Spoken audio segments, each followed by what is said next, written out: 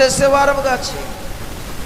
దేవా మీకు వందనాలు, స్తోత్రాలు. మమ్మల్ని బలపరచండి, స్థిరపరచండి. దేవుని దాసులు నీ పక్షాన దేవా నీ వాక్యము వెదజల్లుటకు వారు లేచి నిలబడుతుంది. పరలోక సంబంధమైన విషయాలు మీరు తెలియపరచండి. ఈ లోక సంబంధమైన సంగతులు మాకు వద్దు ప్రభు. పరలోక సంబంధమైన విషయాలు మీ దాసుని నోట్లో ఉంచండి. యెషయా పెదవులు కాల్చినట్లు బిడ్డ యొక్క పెదవులు కాల్చండి. అగ్ని కలముల వలె ప్రభువా మీ మాటలు వెదజల్లండి. దేవా మీ ఆత్మతో మమ్మల్ని నింపండి. దేవా మమ్మల్ని ఆవరింపచేయండి నాయన, బలపరచండి. మొట్టమొదటిగా నాయన సురేష్ అయ్య గారు నోట్లో మీ మాట నుంచి బలపరిచి సహాయం చేసి కాపాడమని యేసునామమున ప్రార్థించి వేడుకుంటున్నాను. ఆమేన్. ఈ సమయంలో దేవుని దాసులు దేవుని వాక్యాన్ని అందజేస్తారు. మీరు అటు అటు తిరగొద్దు. బయట ఉన్నవారు కూడా శ్రద్ధగా వినండి. మీరు సెల్ ఫోన్లు అవసరమైనంత వరకు కట్టేసుకుంటే మంచిది.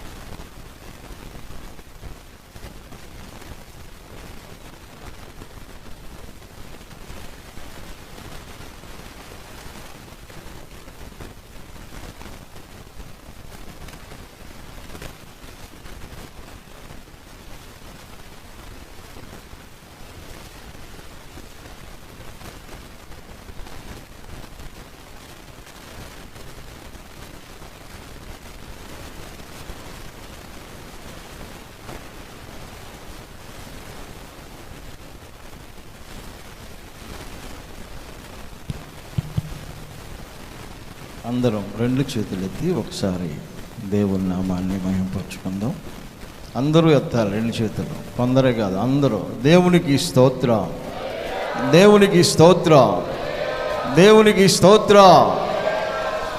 మంచిది ప్రియులారా, మాది వేములపల్లి గ్రామం, కృష్ణా జిల్లా. నేను కొంతమందికి తెలిసి ఉండొచ్చు, కొంతమందికి తెలియకపోవచ్చు. ఎందుకంటే ఇప్పుడు కొత్త వారు వచ్చారు కాబట్టి మరొకసారి చెప్తున్నాను. వేములపల్లి అనేది చిన్న గ్రామం. ఆ గ్రామంలో దేవుని మహాకృప చేత మా ఆత్మీయ తండ్రి గారు బాపట్లలో దేవుని పరిచర్య చేస్తున్నారు.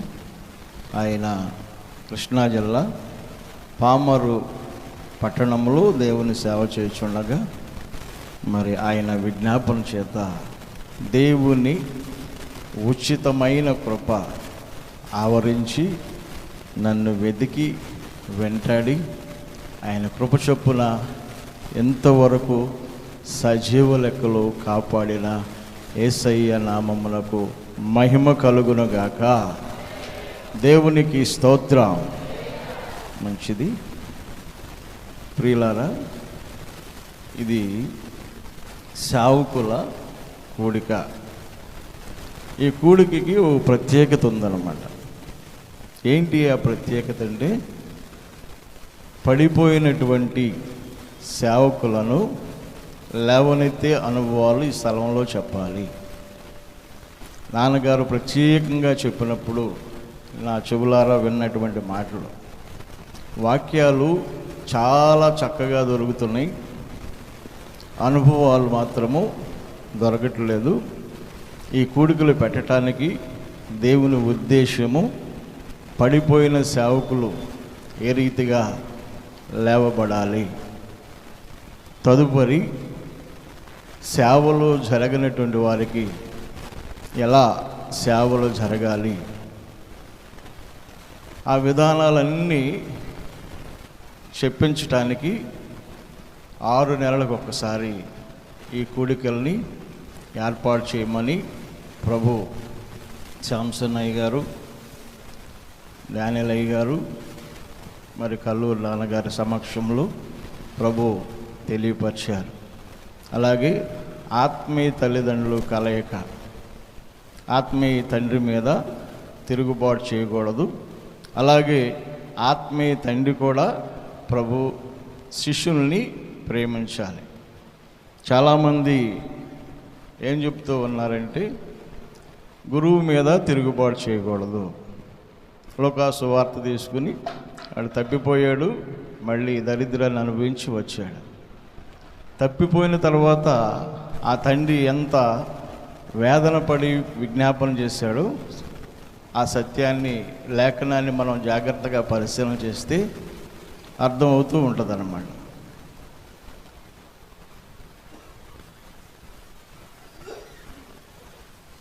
ప్రియులారా, మన చేసే ఈ సేవలో దేవుడు ప్రేమించి ఒక చక్కని యవనస్తుల్ని, స్త్రీలని, పురుషుల్ని మనకు అప్పచెప్పినప్పుడు వారిని మనం ప్రేమించి దేవుడు ఎన్ని దినాలు మన మధ్యలో పరిచర్యలో వాడుకొని ఆయన అభిషేకించి ఆయన పిలుపు ఏర్పాటు చొప్పున పంపిస్తున్నారో ఆ గ్రామాల్లో పంపించి అక్కడ కట్టబడే సంఘం ద్వారా అతను చనిపోయే వరకు కూడా మనకు నమ్మకంగా దశమ భాగాలు పంపిస్తున్నాడు. ఇంకా ఎవరు పంపించరండి. అట్లా విశ్వాసులు తాత్కాలికమే, కానీ శిష్యులు మాత్రము 100% దేవుని మాటకు విధేయత చూపించి పంపిస్తూ ఉన్నారు. కాబట్టి పెద్దలు కూడా చిన్నల మీద దయ చూపించాలి. ఆ 15వ అధ్యాయంలో తండ్రి కూడా కుమారుడు మీద విధేయతే చూపించాడు. కుమారుడు వెళ్ళిపోతుంటే శపించలేదు, దూషించలేదు. నా మీద తిరుగుబాటు చేసి పోతున్నావు, నువ్వు నాశనం అయిపోవాలి. నా మీద తిరుగుబాటు చేసి పోతున్నావు, నువ్వు శాపగ్రస్తుడు అవుతావు, నీకు ఆహారం జరగదు, నీ పోషణ జరగదు, నీ పరిచర్య పెరగదని తండ్రి తన కుమారుడైనటువంటి వ్యక్తిని దుఃఖపెట్టలేదు, దేవదూషణ చేయలేదు. అతడు తిరిగి రావాలని అతని కోసము చాలా వేదనతో వెతికినట్లుగా ఉంటుందండి. దూరముగా ఉండగానే మరి ఈయన నేత్రాలు ఎలా గుర్తుపట్టినయో చూడండి.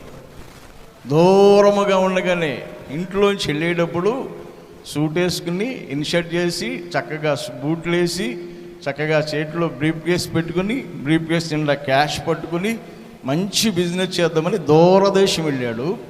తిరిగి వచ్చే సమయంలో సూట్ లేదు, షూ లేదు, బ్రీఫ్ కేస్ లేదు, ఇన్షర్ట్ లేదు.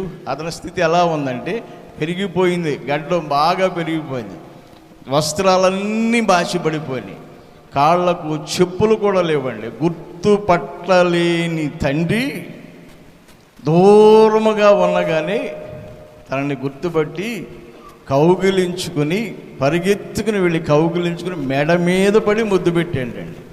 వాస్తవానికి తను వచ్చి ముద్దు పెట్టుకోవాలి, అతడు వచ్చి తండ్రి నీకు తప్పు చేశానని ఇతని కాళ్ళ మీద పడాలి, తండ్రి కాళ్ళ మీద.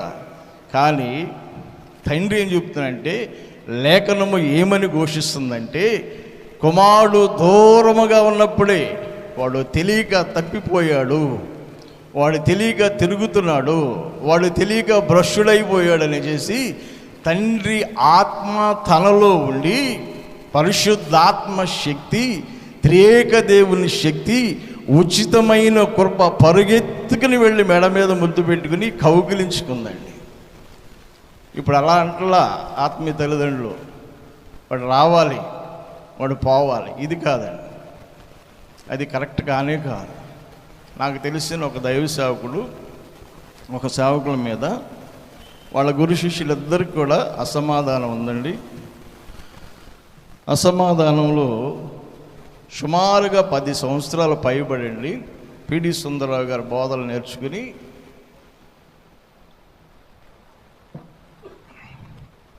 మంచి ప్రసంగాలండి, చక్కని పరిచర్య, మంచి మందిరం కట్టాడు. గురువును మాత్రం భయంకరంగా దూషించాడు. ఆ నాలుగుతో ఎలాంటి మాటలు మాట్లాడారో కూడా అతను ఊహించలేనంతగా మాట్లాడాడు. ఒకరోజు వాళ్ళ ఆత్మీయ తండ్రి నేను ఒక ప్రాంతంలో ఇలాంటి కూడికలకి వెళ్ళాం. పరిచర్య జరుగుతుంది, ప్రార్థన జరుగుతుంది. మెసేజ్ టైం అయిపోయిన తర్వాత ప్రార్థన టయాల్లో మేము గుడారాల్లోకి వెళ్ళి మేము విజ్ఞాపన చేసుకుంటూ ఉండగా ఆయన ప్రక్కనే ఇచ్చాడు నాకు ప్లేస్.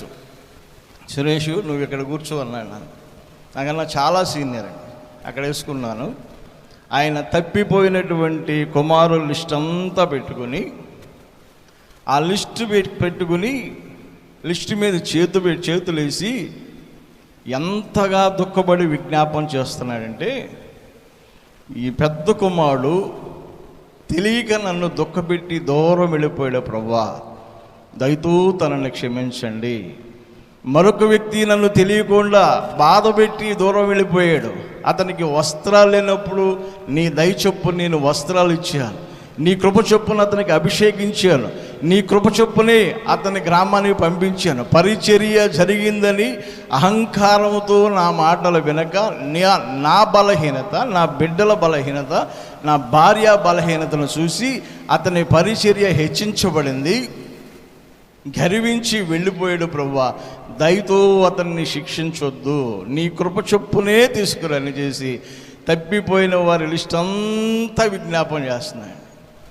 తర్వాత నేను అడిగాను, ఏంటయ్యా మీరు చేసేదంటే, తప్పిపోయిన వారి గురించి ఇలా విజ్ఞాపన చేస్తే దేవుని మహాకృప ఖచ్చితంగా తీసుకొస్తుంది.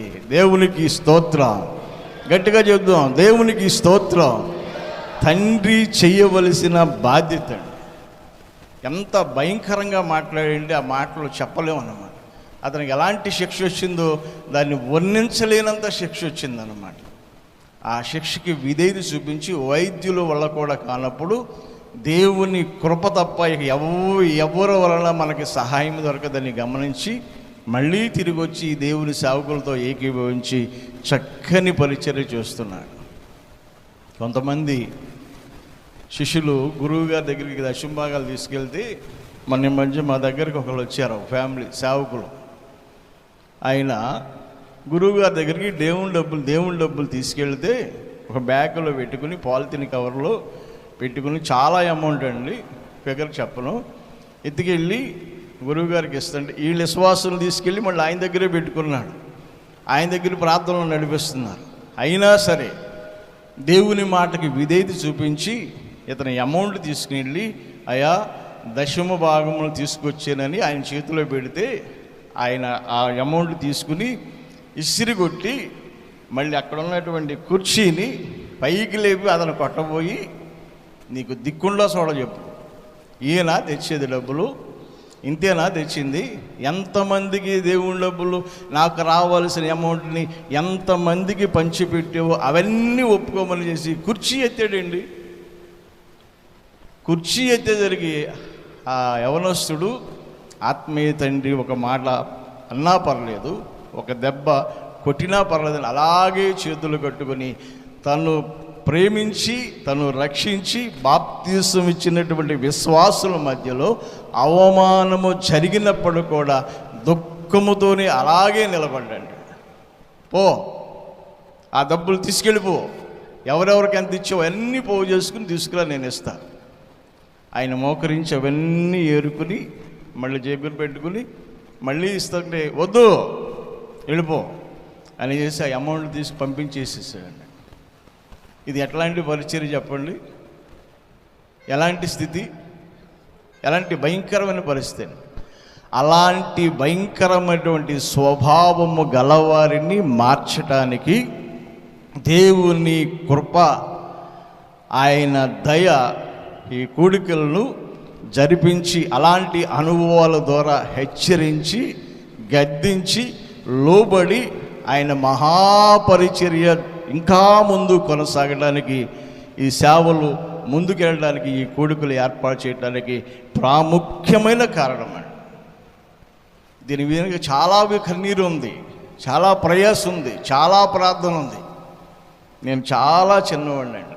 ఎందుకంటే మొట్టమొదటి దినం నుండి ఇప్పటి వరకు చెప్పినటువంటి సేవకులు అందరూ పెద్దవాళ్ళే, తెన్నీరయ్య గారితో సహా. నిన్న జోసఫ్ చెప్పాడుగా, వీళ్ళు బాల్యము నుండే భక్తిలో ఉన్నారు.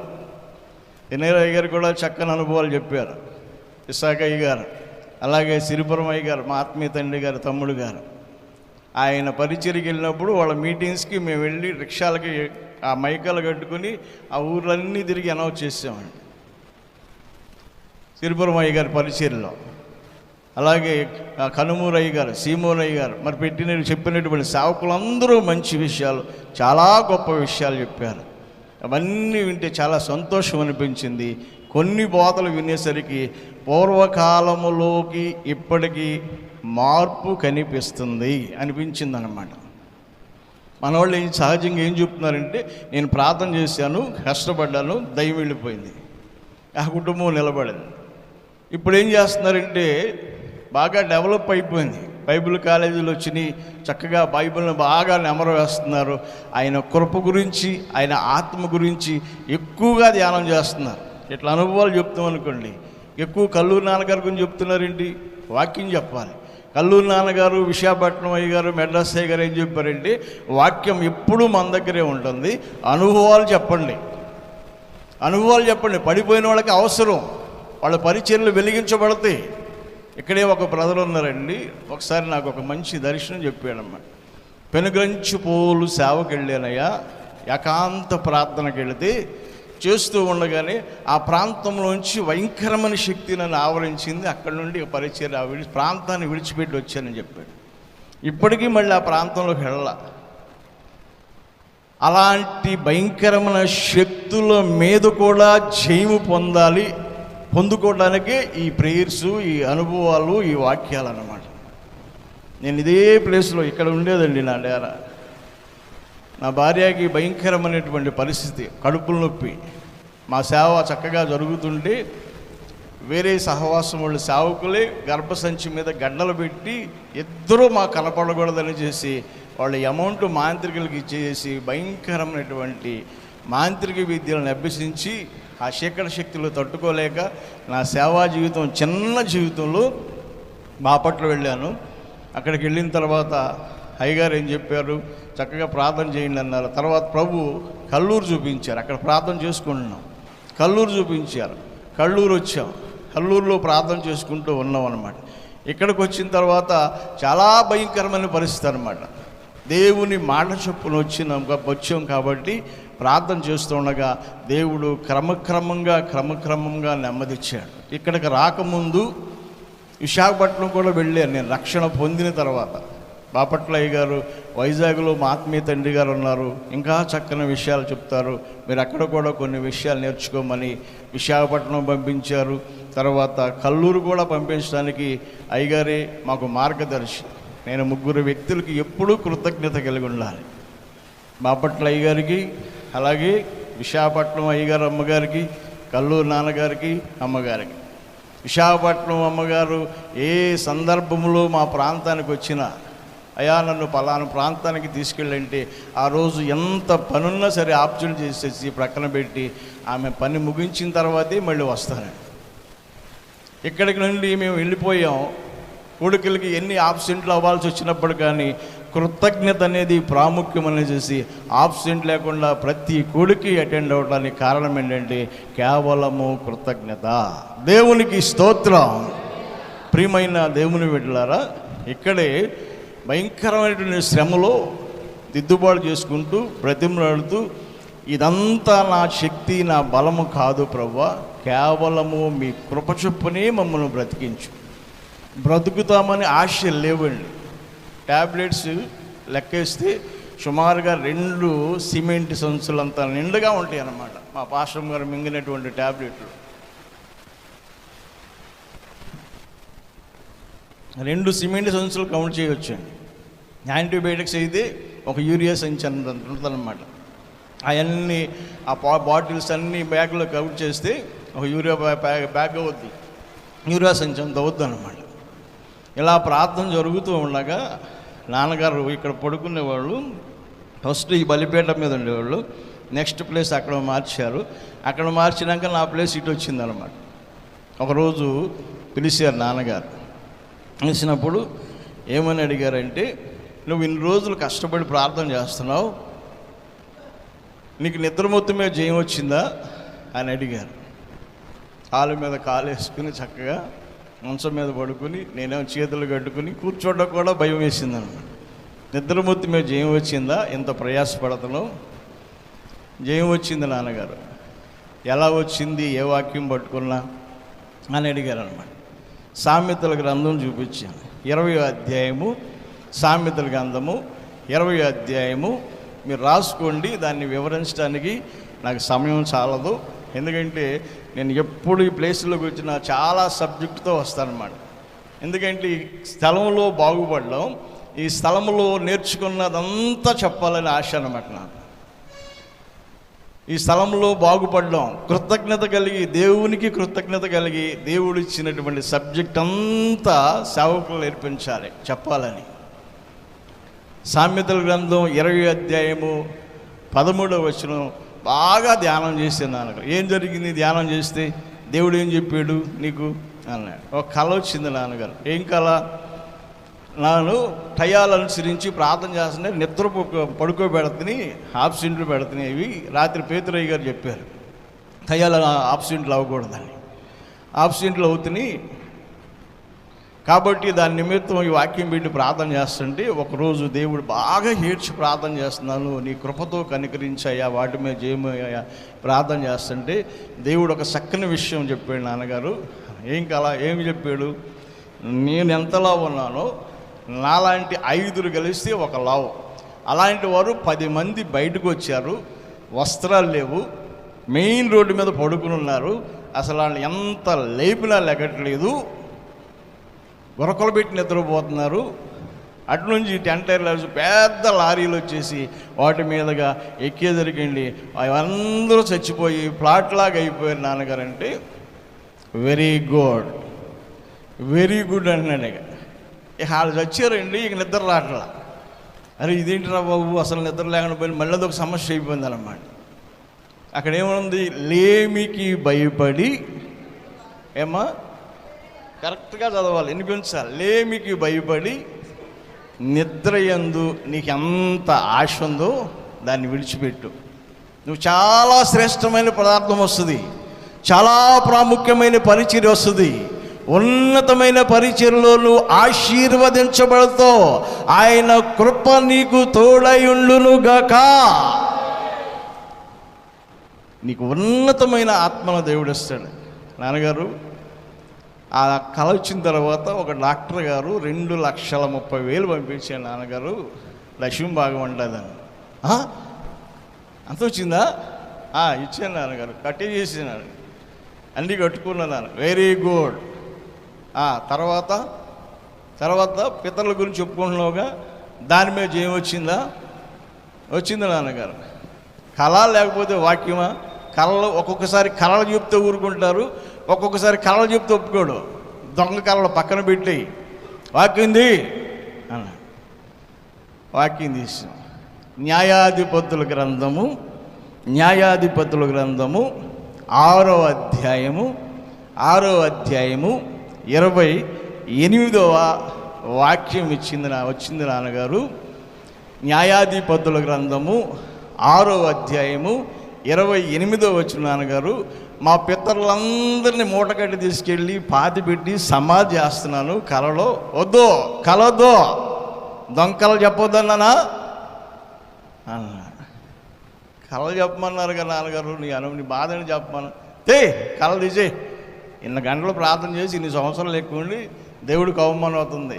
వాక్యం ఏమొచ్చింది అన్నాడు. వెంటనే తీసేసేసి 6వ అధ్యాయము న్యాయాధిపతుల గ్రంథము, గిద్యోను ఆ యొక్క దైవ సేవకుడు పూర్వీకులు కట్టబడినటువంటి ఉన్నతమైనటువంటి వారి పితరులు కట్టబడినటువంటి దేవతా బలిపీఠములను వేకువ జాములే వారి పూర్వీకులు చూస్తారని గడగడ గడగడ గడగడ వణికిపోయి దేవుని శక్తి చేత అతనికి ఇచ్చినటువంటి ఆయుధముతో బలిపీఠములను కృంగదీసేసి ఆయనకిచ్చిన ఆయుధంతో పొడిచి బలిపీఠమును బ్రద్దలు కొట్టెను, వాటిని తొలగించెను.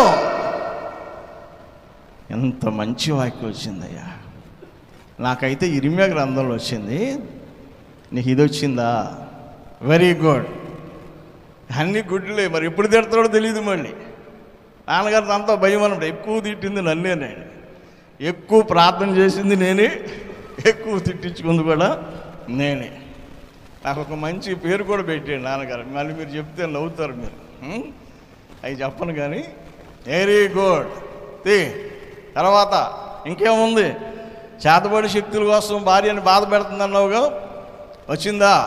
అసలు కళ ఏమి వచ్చింది చెప్పండి. ఇందాక వాక్యం అడిగాడు, మళ్ళీ ఇప్పుడు ఏమో కళ అడుగుతున్నారు. ఇందాక వాక్యం అడిగారు, మళ్ళీ ఇప్పుడు వాక్యం అడుగుతారని వాక్యానికి సిద్ధపడుతున్నారు. కళ ఏమి వచ్చిందా? నాన్నగారు, ఒక మాంత్రికుడు వచ్చాడు, వాడు బాగా దూపం వేస్తున్నాడు, చాలా శక్తులు వచ్చినాయి. వాటి నిమిత్తం 11 గంటల దగ్గర నుంచి 4 గంటల వరకు ప్రార్థన చేసి 6 గంటల వరకు స్తుతించి చీకటిని వెలుగొచ్చే వరకు ప్రార్థన చేస్తూనే ఉన్నాను ఈ గ్రామక్కడ, ఈ ప్లేస్లో. అలా చేస్తూ ఉండగా డైరెక్ట్గా చీకటి శక్తులన్నీ పారిపోయినాయంట. ఆ ప్రాంతంలో మేము ఉండలేము, అక్కడ దేవుని కంచేసి ఉంది. అతని భార్యకి నువ్వు పంపిస్తున్నావు బాధించమని, మమ్మల్ని బాధించడానికి దేవుని అగ్ని చేత అతడు నిత్యము ధ్యానం చేస్తున్నాడు కాబట్టి మేము అచ్చట ఉండలేకపోతామని శక్తి వెళ్ళి మాంత్రికుడు చెప్తే వాడే డైరెక్ట్గా వచ్చాడు దర్శనంలో. ఆయన వచ్చి నా దగ్గరకు వచ్చాడు, నిలబడి ఏంటన్నాను, నేను బాధించుతూ కూర్చున్నాను. అక్కడ ఎలక్ట్రికల్ పోల్ ఉంది, పోలు కట్టేసేసి నా చేతికి మంచి కర్ర వచ్చిందండి. కర్ర పట్టుకుని వెళ్ళి పిచ్చ కొట్టుడు కొడితే ఆడు పంచి ఊడిపోయింది, ఆ తాడు దిగిపోయి అసలు అంతు లేకుండా పారిపోయాడండి. రాత్రి సిరిపురం అయ్యారు నాకు ఎట్టిగా కారు ఇచ్చాను, దాన్ని తొక్కితే 150 వెళ్ళవచ్చు. అది ఎంత వేగంగా ఎట్టిగా అంటే చిన్న ఫ్లైట్ అనమాట. అది ఎన్నో మీద మోజు ఉన్న వాళ్ళు దాన్ని కొనలేక ఎట్టిగాని ఇచ్చారనమాట. ఇంజనీరు దీన్ని డిజైన్ చేశాడనమాట. దాని మీద మోజు తెచ్చుకోవడానికి ఎట్టిగాని రెడీ చేశాడు, డిజైన్ చేసి. దాని మీద 150 దొక్కితే ఎంత స్పీడ్ ఉండదు, దానికన్నా 3 రెట్లు వెళ్ళిపోతున్నాయండి. అంతులేడనమాట. అంత కొట్టావా? నిజం చెప్పు, నిజం నాన్నగారు, వాక్యం ఉందా? ఆ కొట్టుడేనా? అటు పారిపోవటమేనా? వాక్యం వచ్చిందా? వచ్చింది నాన్నగారు. ఏం వాక్యం చెప్పు? యెషయా గ్రంథము 3వ అధ్యాయము 3వ వచనం నాన్నగారు. అంతలో మాట, అంతలో వాక్యం వచ్చింది. యెషయా గ్రంథము 3వ అధ్యాయము 3వ వచనం నాన్నగారు. ఏమనుందమ్మా? సోదెగాండ్రున్నారు పెద్దలు, పెద్దలు ఉన్నారంట. పెద్దలు, పంచదశాధిపతులు. పంచ అంటే 5, దశ అంటే 10. పంచ అంటే 5, దశ అంటే 10. 5 పదులు 50 మంది. 50 మంది పెద్దలలో అతి శ్రేష్టమైన వ్యక్తులు, 50 మంది మాంత్రిక విద్య అభ్యసించిన వారు యెరూషలేములో ఉన్న అబ్రహాము వాగ్దానమును కోల్చటానికి, ఆ వాగ్దానము నిరర్ధకము చేయటానికి యెషయా ప్రవక్త ద్వారా పలికినటువంటి, ఓ ఇశ్రాయేలులారా, ఈ ప్రాంతం సోదగాండ్రులను రప్పిస్తున్నారు, మీరు పెద్దలను రప్పిస్తున్నారు, పంచదశాధిపతులను రప్పిస్తున్నారు. కాబట్టి దేవుడు ఇచ్చే సహాయము చూడండి. ఇశ్రాయేలు ప్రజల్ని సర్వనాశనం చేయడానికి పంచదశాధిపతులు వస్తున్నారంటే అండి. చదువమ్మా. ఘనత, మళ్ళీ వీళ్ళలో గనులు ఉన్నారన్నమాట. ఘనత వహించిన వారు మరొక కేడరు. మంత్రులు, మినిస్టర్స్ అనమాట. వీళ్ళు మళ్ళీ వాళ్ళకి పరిచయం చేసే క్యాడర్ అనమాట. మినిస్టర్స్, శిల్ప శాస్త్రములు, వాటికి సంబంధించినటువంటి డిక్షనరీస్ కాదండి, నిఘంటులు కాదండి, వాటికి సంబంధించిన బుక్స్ అన్నీ కూడా కంఠోపాఠముగా అనర్గళముగా ధ్యానము చేసే శాస్త్రములు, శిల్ప శాస్త్రములు ఎరిగిన వారును మాంత్రికులను యెరూషలేములో నుండి, యోదయ దేశములో నుండి నా యేసయ్య కృప తీసివేసింది నాన్నగారు. వెరీ గుడ్, దేవునికి స్తోత్రం. Very good. అలా మళ్ళీ బ్యాడ్ గుడ్ అంటలా, ఇవన్నీ వెరీ గుడ్లోకి వచ్చేసాడు. బాగా సంతోషంగా ఉంది నాకు, బాగా సంతోషపడిన. నాన్నగారు భలే గుడ్లు చెబుతున్నాడు. నాన్నగారికి చదువు రాదు, కాకపోతే వెరీ గుడ్ అంటే ఏంటి అయ్యారు రేణుపల్లి అయ్యారు వెరీ గుడ్ అన్నాను. ఏంటన్నా మంచి మంది వెరీ గుడ్ అంటే మంచి పదం నాన్నగారు, నాకు సరిగ్గా రాదులే దాని గురించి. నీకు తెలవదా? సరేలే నువ్వు ఆత్మ పొందుకున్నావా, ఇంత ప్రార్థన చేస్తున్నావు కదా, దేవుడు ఏమన్నా నీతో ఆత్మకు సంబంధించిన ఒక్క మాటన్నా చెప్పాడా? అపోస్తలుల కార్యములు 2వ అధ్యాయము 17వ వాక్యం వచ్చింది నాన్నగారు.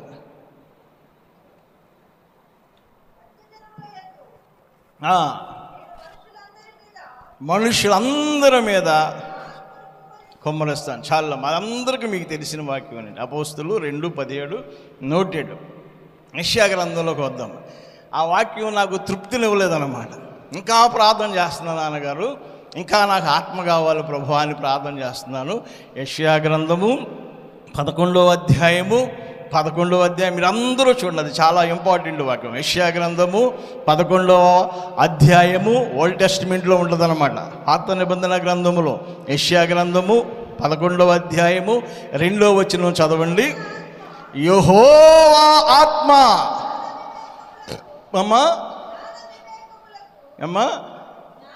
యెహోవా ఆత్మ జ్ఞానము వివేకము ఆధారము. జ్ఞానానికి వివేకమునకును ఆత్మకు జ్ఞానమునకును వివేకమునకును నీకొక మంచి పిల్లల వలె ఉంటుంది. ఆధారముకు ఆత్మ తెలివిని ఆలోచన తెలివి ఆలోచనలకు బలమగు ఆధారమగు ఆత్మను నీకు ఇస్తున్నాను. ఇశ్రాయేలు ప్రజలకు తెలివి లేక అన్య దేవతల బలిపీఠాలు కడుతున్నారు. ఇశ్రాయేలుకి తెలివి లేక దేవుని వాగ్దానాన్ని విడిచిపెట్టి అన్య దేవతలే మా దేవుళ్ళు అజ్ఞానములో పడిపోయారు. ఓ ఇశ్రాయేలులారా, మీరు అజ్ఞానములో పడిపోయారు. నా దేవుడిచ్చే శ్రేష్టమైన మాట ఏంటో చూడండి. మీకు తెలివిని జ్ఞానమును, ఆ జ్ఞానముకు తెలివి తొట్టిల్లిపోకుండా ఒక మంచి బలమైనటువంటి పిల్లర్స్ రాస్తున్నాడు. ఈ పక్క బిల్డింగ్ కట్టడానికి side left side right side 4 మూలలు ఎలా బలమైనటువంటి పిల్లర్స్ వేశారు, అలాంటి పటిష్టమైనటువంటి ఆధారము కలిగినటువంటి ఆత్మను నీకు ఇస్తున్నాను. చాలా బాగుంది. ఇక్కడ తెలుగు వచ్చింది నాన్నగారికి, ఇంగ్లీష్ తప్పించేసారు. నాకు రాదన్నగా చాలా బాగుందయ్యా, చాలా బాగుంది. ఇవన్నీ వివరించుకుంటూ వెళ్తే నాకు దరిదాపు 3 గంటలు పట్టుద్ది. కానీ అనుభవాలు అన్నమాట. మీకు ఇంకా వాక్యంలోకి వెళ్ళా. ఇప్పుడు ఎంత అయింది నాకు ఇచ్చిన టైము?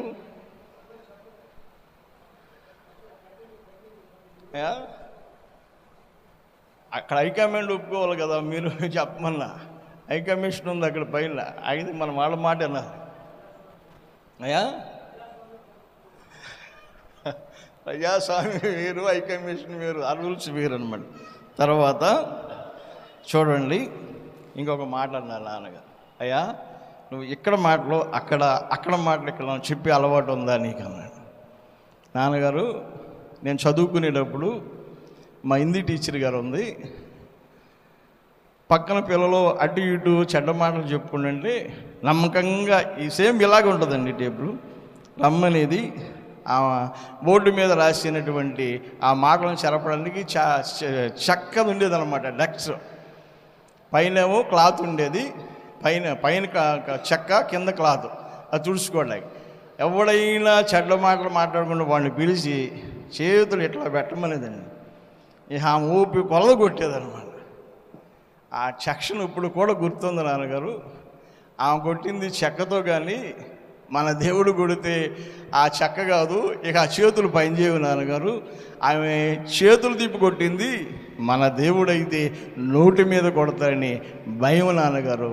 సింహు నాన్నగారి దగ్గరికి వెళ్తే మాట్లాడితే అక్కడే మర్చిపోతాను. పరిటాలయ్య గారు ఉన్నారు, అక్కడ మాట్లాడుకుంటే అక్కడే మర్చిపోదు. ఎక్కడ విషయాలు అక్కడ మర్చిపోయే అనుభవం. మా టీచర్ గారు చెక్క డస్టర్తో కొట్టడం భయం వేసి ఆమె చెక్కతో కొట్టింది. సృష్టికర్త అయినటువంటి యేసయ్య అయితే ఇక నోటి మీద కొడితే నోరు రా, భయం వేసి అలాంటి మాటలకి స్థానం లేదు నాన్నగారు. చాలా మంచి పని చేశాం, చాలా మంచి ఆలోచన, చాలా మంచి ఆలోచన. మరి దేవుని ఆత్మ చక్కగా వాగ్దానం ఇచ్చింది. ఇన్ని సంవత్సరాలు ప్రార్థన చేస్తున్నావు, మరి నీకు పరలోకం ఒక్కసారన్నా చూసావా అన్నాడు. అబ్బా, చాలా సంతోషం వేసిందండి ఆ మాట అడిగేసరికి.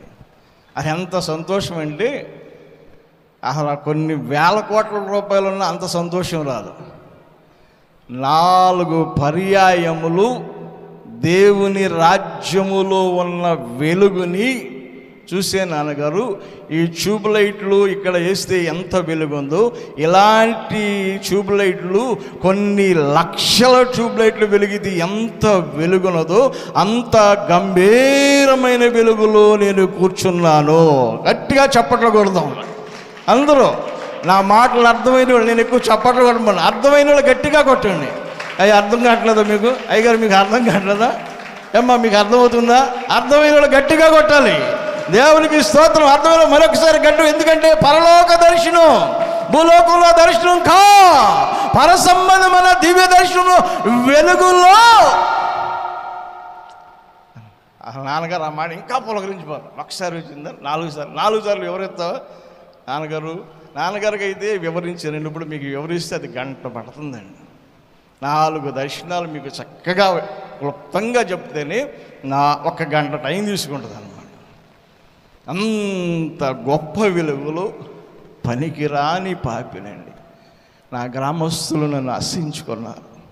రుణ సమస్యల్లో ఉన్నప్పుడు ఇటు చచ్చిపోతే బాగుండు, అందరి దగ్గర అప్పులు చేశాడు అని చేసి నా స్వజనులు, రక్త సంబంధులు, మా తల్లిదండ్రులు కూడా దూషించారన్నమాట. నువ్వు పెళ్లి చేసుకున్నావా, స్థలం కొన్నావా, ఏం చేసేవని ఎంతోమందిని ఇంటికి రప్పేసి అందరూ ఆశించుకున్నారు.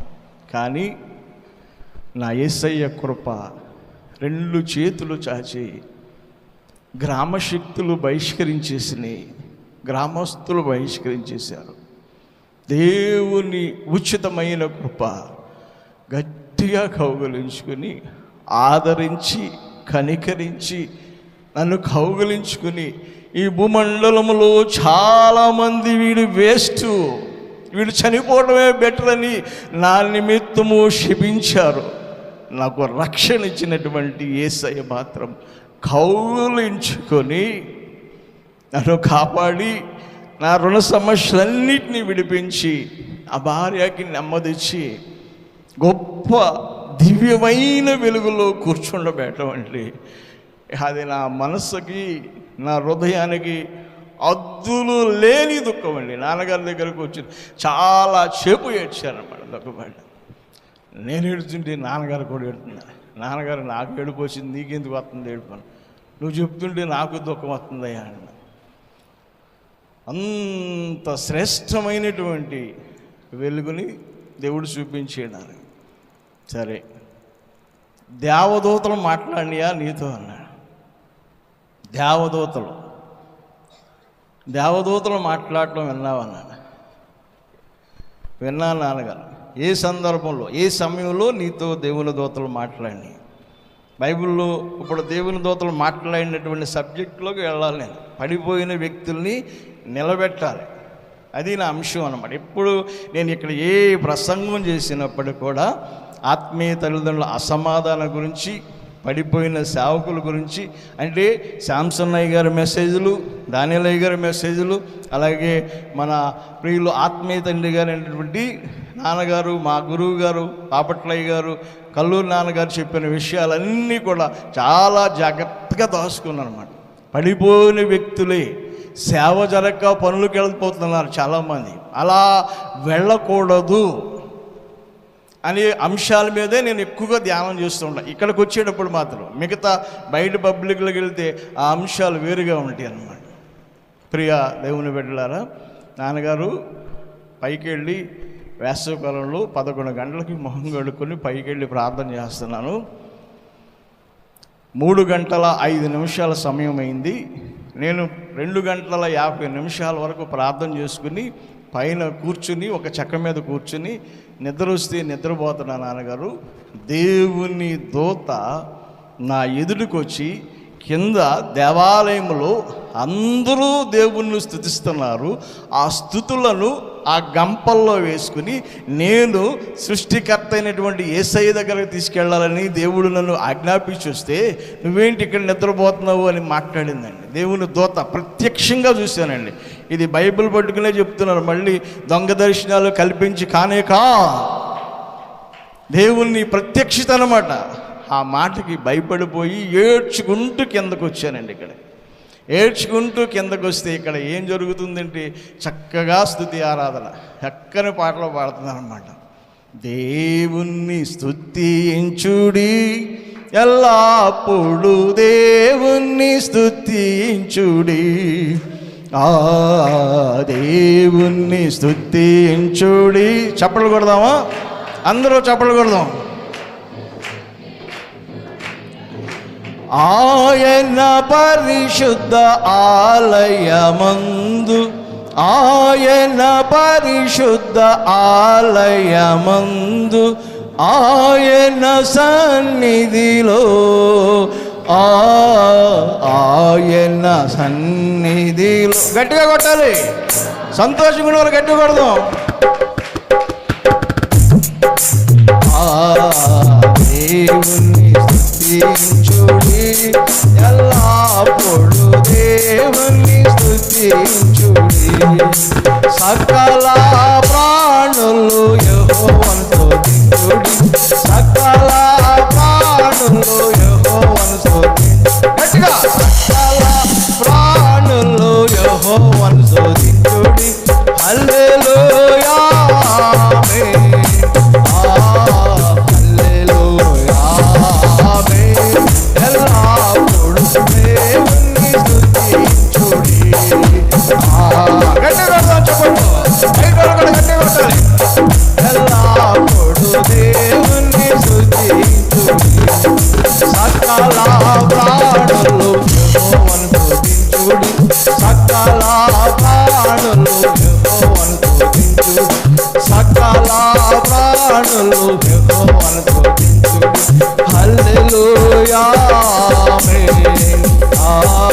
హల్లెలూయా ఆమేన్. ఎల్లప్పుడు దేవుణ్ణి స్తుతించుడి,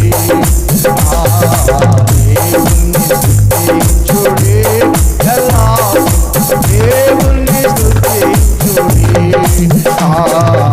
దేవుణ్ణి స్తుతించుడి, ఎల్లప్పుడు దేవుణ్ణి స్తుతించుడి. గట్టిగా దేవుణ్ణి స్తుతించుడి ఎల్లప్పుడు, దేవుణ్ణి స్తుతించుడి.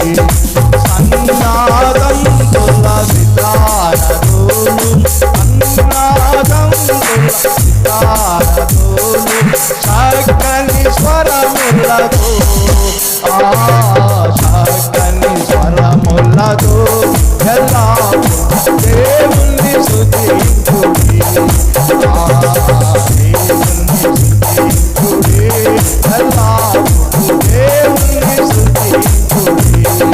సన్నాదం తులసితారదోలు, గట్టిగా సన్నాదం తులసితారదోలు, చక్కని స్వరములతో, చక్కని స్వరములతో ఎల్లప్పుడు దేవుణ్ణి స్తుతించుడి, దేవుణ్ణి స్తుతించుడి, ఎల్లప్పుడు దేవుణ్ణి స్తుతించుడి. దేవుణ్ణి స్తుతించుడి ఎల్లప్పుడు, దేవుణ్ణి స్తుతించుడి, దేవుణ్ణి స్తుతించుడి ఎల్లప్పుడు, దేవుణ్ణి స్తుతించుడి. దేవునికి స్తోత్రం, దేవునికి స్తోత్రం. దేవుని దూత దేవుణ్ణి స్తుతించమని ప్రత్యక్షంగా మాట్లాడేసరికి ఎంత ఆనందం ఏంటండి, చాలా భయం వేసింది. భయములో ఊహించలేని ఆనందం అండి, భయములో ఊహించలేని ఆనందం అన్నమాట. ఈ దర్శనం వచ్చింది నాన్నగారు, ఈ దర్శనకి అది ఇలా మాట్లాడింది నాన్నగారు అని కల్లూరి నాన్నగారిని అడిగితే బాగుంది, చాలా బాగుంది. దేవుని దూత కూడా మాట్లాడిందంటే మంచి నడిపింపులో ఉన్నావు, మంచి ఆత్మతో ఉన్నావు అన్నాడు. ఇంకొక మాట అడుగుతా చెప్తావా అన్నారండి. మరి సేవలో చాలామంది వ్యభిచారాలు చేసి పడిపోతున్నారు, దానిని పట్టుకున్నావా అన్నారు. దానిని పట్టుకున్నావా అని అడిగారండి. ఇక దాని గురించి దరిదాపుగా 5 రోజులు చెప్పానండి నాన్నగారు. పైనే ఇంకా 5 దినాల పైనే చెప్పుకుంటూ వచ్చాను. ఇది ఎలా నన్ను బాధిస్తుంది, ఈ వాక్యంతో యెహెజ్కేలు గ్రంథంలో ఈ వాక్యంతో వచ్చాను. ఇప్పుడు మీకు రాసుకోవడానికి సమయం లేదు, నేను చెప్పడానికి కూడా సమయం లేదు. ఎందుకంటే మరి నాకు ఇచ్చిన సమయం ఈ చెప్పుకుంటేనే చాలా సమయం అయిపోతుంది. యెహెజ్కేలు గ్రంథం, అలాగే సామెతల గ్రంథం, ఆ గ్రంథాలకు సంబంధించిన అన్ని వాక్యాలు క్షుణ్ణంగా దగ్గర పెట్టుకున్నాను. అప్పుడు యెహోషువ కూడా నా కోర్సులోనే ఉన్నాడు, కరాలపాడు యెహోషువ. ఏంటి యెహోషువ నువ్వు చేసే సబ్జెక్ట్ అంటే, అది వస్తుంది ఇది ఆయన. ఆ బొంకోడు బారిపోయాడు, ఆయన కేకలు భయపడిపోయి నాన్నగారు ఎవరండి ఆయన, అది వస్తుంది రావద్దు వెళ్ళు, ఈ కేకలు వేస్తుంది. మా రైతులు భయం వేస్తుంది. ఏ వాక్యాలు పెడుతున్నావు యెహోషువ, నాకన్నా చిన్న సేవ, నాది 23 సంవత్సరాల సేవ అండి. 2023 నా సేవ స్టార్టింగు. 10 సంవత్సరాల 6 మాసాలు ఇక్కడే ఉన్న పరిచయం నిడిచిపెట్టి, ఇంకా 5 సంవత్సరాలు విశాఖపట్నం, బాపట్ల, కల్లూరు, అంటే 16 సంవత్సరాలు నా పరిచర్య జీవితం అంతా బయటే తిరిగాను అన్నమాట. బయటే ఉన్నానండి. అతన్ని పట్టుకుని షకీనా గారు కూడా అదే సబ్జెక్ట్ చేస్తుంది, విశాఖపట్నం షకీనా గారు. ఆవిడ దగ్గర కొన్ని వాక్యాలు పట్టుకుని సిగ్గు లేకుండా ప్రతి వాక్యాన్ని దగ్గర పెట్టుకుని దాని నిమిత్తం ఇలా ప్రార్థన చేసుకుంటున్నాను. నాన్నగారు ప్రభు నాకు ఈ సమయం ఇచ్చాడు, ఆ సమయంలో ప్రార్థన చేస్తుంటే ఒకరోజు ఒక్క దర్శనం మీకు చెప్తాను, మిగతా ముందుకు వెళ్తాను.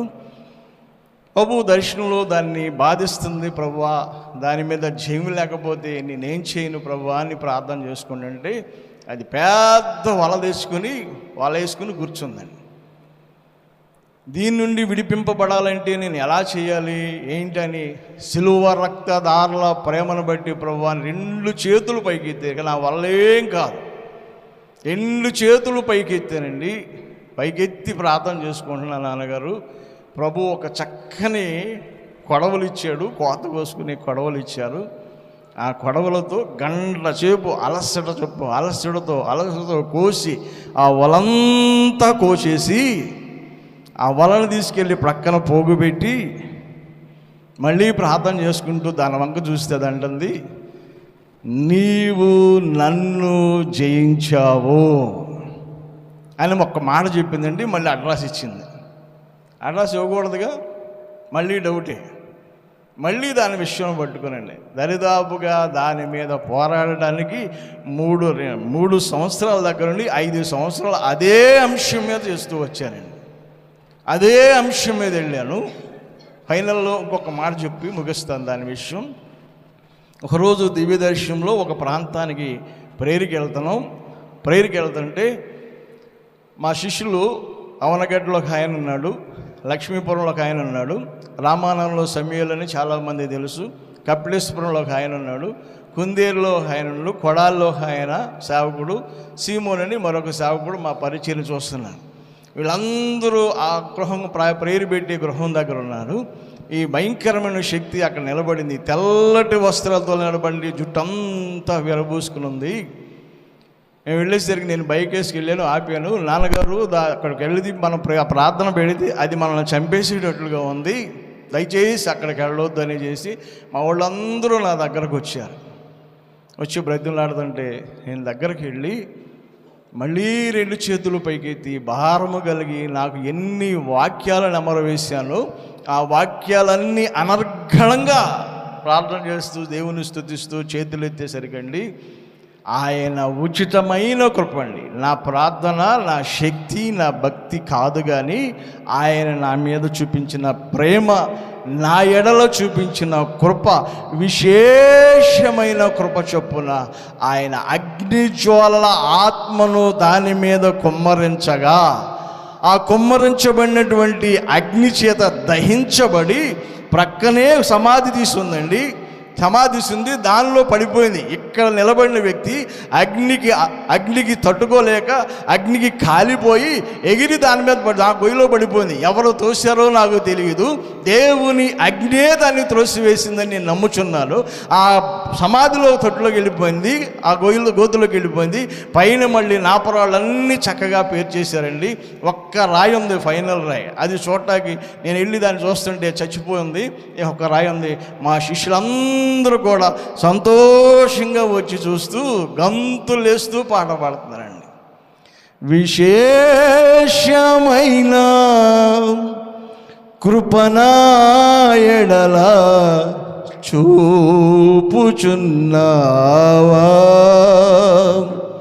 విశేషమైన కృపనా ఎడల చూపుచున్నావా, నా ఎడల నీవు విశేషమైన, నా ఎడల నీవు విశేషమైన కృప చూపుచున్నావా, విశేషమైన కృపనా ఎడల చూపుచున్నావా, విశేషమైన కృపనా ఎడల చూపుచున్నావా.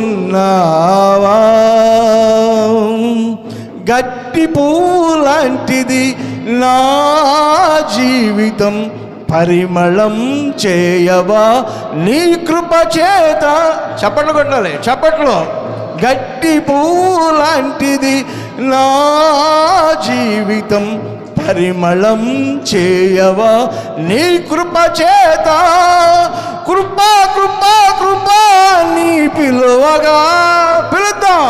కృపా కృపా కృపా నీ పిలువగా, నీ కృపలోనే నాకు ప్రత్యక్షమైతివా, నీ కృపలోనే నాకు ప్రత్యక్షమైతివా. విశేషమైన విశేషమైన కృపనా ఎడల చూపుచున్నావా,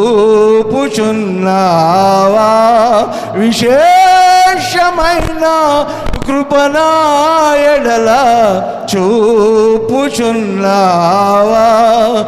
నా ఎడల నీవు విశేషమైన, నా ఎడల నీవు విశేషమైన కృప చూపుచున్నావా, విశేషమైన విశేషమైన విశేషమైన కృపనా ఎడల చూపుచున్నావా. దేవునికి స్తోత్రం. ఆయన విశేషమైన కృప. ఇట్లా చెప్తే నాన్నగారికి, దేవుని ఆత్మను దుఃఖపరచొద్దు, కృపను తొలగిపోనియొద్దు, ఆత్మను తొలగిపోనియొద్దు, జాగ్రత్తగా ఉండాలని చెప్పారు. భార్యని ఎప్పుడన్నా కొట్టేవని అడిగి, కొట్టలేదు నాన్నగారు. ఆగాగు, ఆమెను పిలుస్తున్నా. ఏమని పళ్ళు అమ్మగారు వచ్చారు. అమ్మగారు, ఏంటి నీ చాలా విషయాలు చెప్పాడు, నేను నమ్మాను. నీకు పెళ్ళయ్యి ఎన్ని సంవత్సరాలు? 24 అప్పటికి, ఇప్పటికి 25 దాటిందని.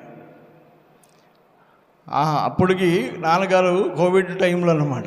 ఇక కోవిడ్ టైం 20లో 18, 19 టైంలో మమ్మల్ని అడిగారు అన్నమాట. అప్పుడు 18 సంవత్సరాలు సుమారు. ఇన్ని సంవత్సరాలు కొట్టలేదు అన్నాడు. ఇది కరెక్టేనా, నన్ను నమ్మంటావా? నువ్వు చెప్పు, నీ సాక్ష్యం చెప్పు అన్నాను. కొట్టలేదు నాన్నగారు, ఎప్పుడూ నన్ను కొట్టలేదు. ఎందుకని కొట్టలేదు అన్నారు. మీరు అమ్మగారిని కొట్టలేదంటగా, అందుకే నన్ను కూడా కొట్టట్లేదు నాన్నగారు. అప్పటి నుండి ఇప్పటి వరకు కూడా కొట్టలేదండి. దేవుని కృప తొలగిపోకూడదు. నన్ను హెచ్చించిన ఆత్మ, నన్ను అభిషేకించిన ఆత్మ దుఃఖపడకూడదు. అది నా ఉద్దేశం అండి. ఆయన ఆత్మ హెచ్చించింది, ఆయన కృప బలపరిచింది, 2 చేతులతో కౌగిలించుకుంది కృప. ఆయన కృపని తొలగిపోకుండా, ఆత్మని దుఃఖపడకుండా అనుదినము ప్రార్థనాపూర్వకంగా జీవిస్తూ ఉన్నాను. నాన్నగారు చాలా విషయాల్లో బలపరిచారు. ఈ చెప్తుంటే కొంతమంది ఏమంటున్నారంటే, కల్లు నాన్నగారి గురించి ఏంటండి, యేసు ప్రభు వాక్యం చాలా ఉందిగా, వాక్యం చెప్పాలి కదా. తిమోతి గారు ప్రసంగం చెప్పిన నాన్నగారి గురించి చెప్తారండి. ఆయన మాకు దేవుని దయలో మార్గదర్శిగా దొరికి ఉన్నారు. ఇప్పుడు మా పరిచర్య చూస్తే నాన్నగారు ఎంత సంతోషపడేవాడు. విశాఖపట్నం అయ్యగారు, నాన్నగారు, మా అయ్యగారు అంటే మాతోనే ఉన్నారు. ఎంత సంతోషపడేవాడిని. కర్ణాటక, ఒరిస్సా, తెలంగాణ, ఆంధ్ర, జార్జియా దేశము, ఇజ్రాయిల్ దేశము, అబీదబు దేశము, ఆస్ట్రేలియా, అలాగే ఇంకొక దేశం ఉందండి, న్యూజిలాండ్. ఇంతవరకు పరిచర్య వెళుతూ ఉంది. అవన్నీ ఈ వాక్యాలు చెప్పినప్పుడు నీకు గొప్ప ఆత్మలను పట్టుకుంటావన్న మాటని ఒక్కసారి గుర్తు చేస్తే ఎంత సంతోషపడేవారని అనేక పర్యాయంలో ప్రార్థనలో తలపోసుకుంటూ దుఃఖించిన దినములో అనేకము ఉన్నవి. దేవునికి స్తోత్రం. ఇంకా ఉన్నాయి, కానీ వాక్యంలోకి వెళదాం. మరి కాకినాడ గారు చెప్పమంటారా?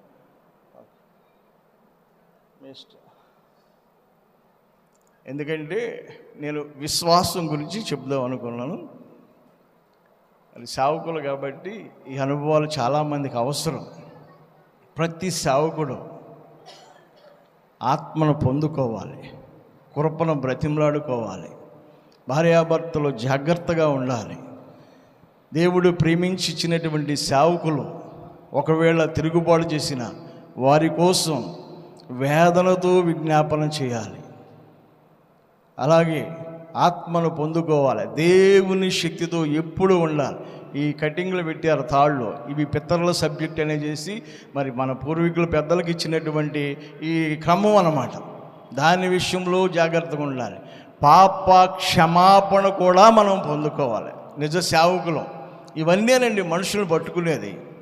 పాప క్షమాపణ వచ్చిందా నీకు? వచ్చింది నాన్నగారు. ఏ వాక్యం? కలదీసి ఏ వాక్యం? ఎబ్రీ పత్రిక 10వ అధ్యాయము 17వ వచనం. ఎబ్రీ పత్రిక 10వ అధ్యాయము 17వ వచనం చదవం. ఒక్కసారి త్వరగా చదవండి. ఎబ్రీ పత్రిక 10వ అధ్యాయము 17వ వచనం.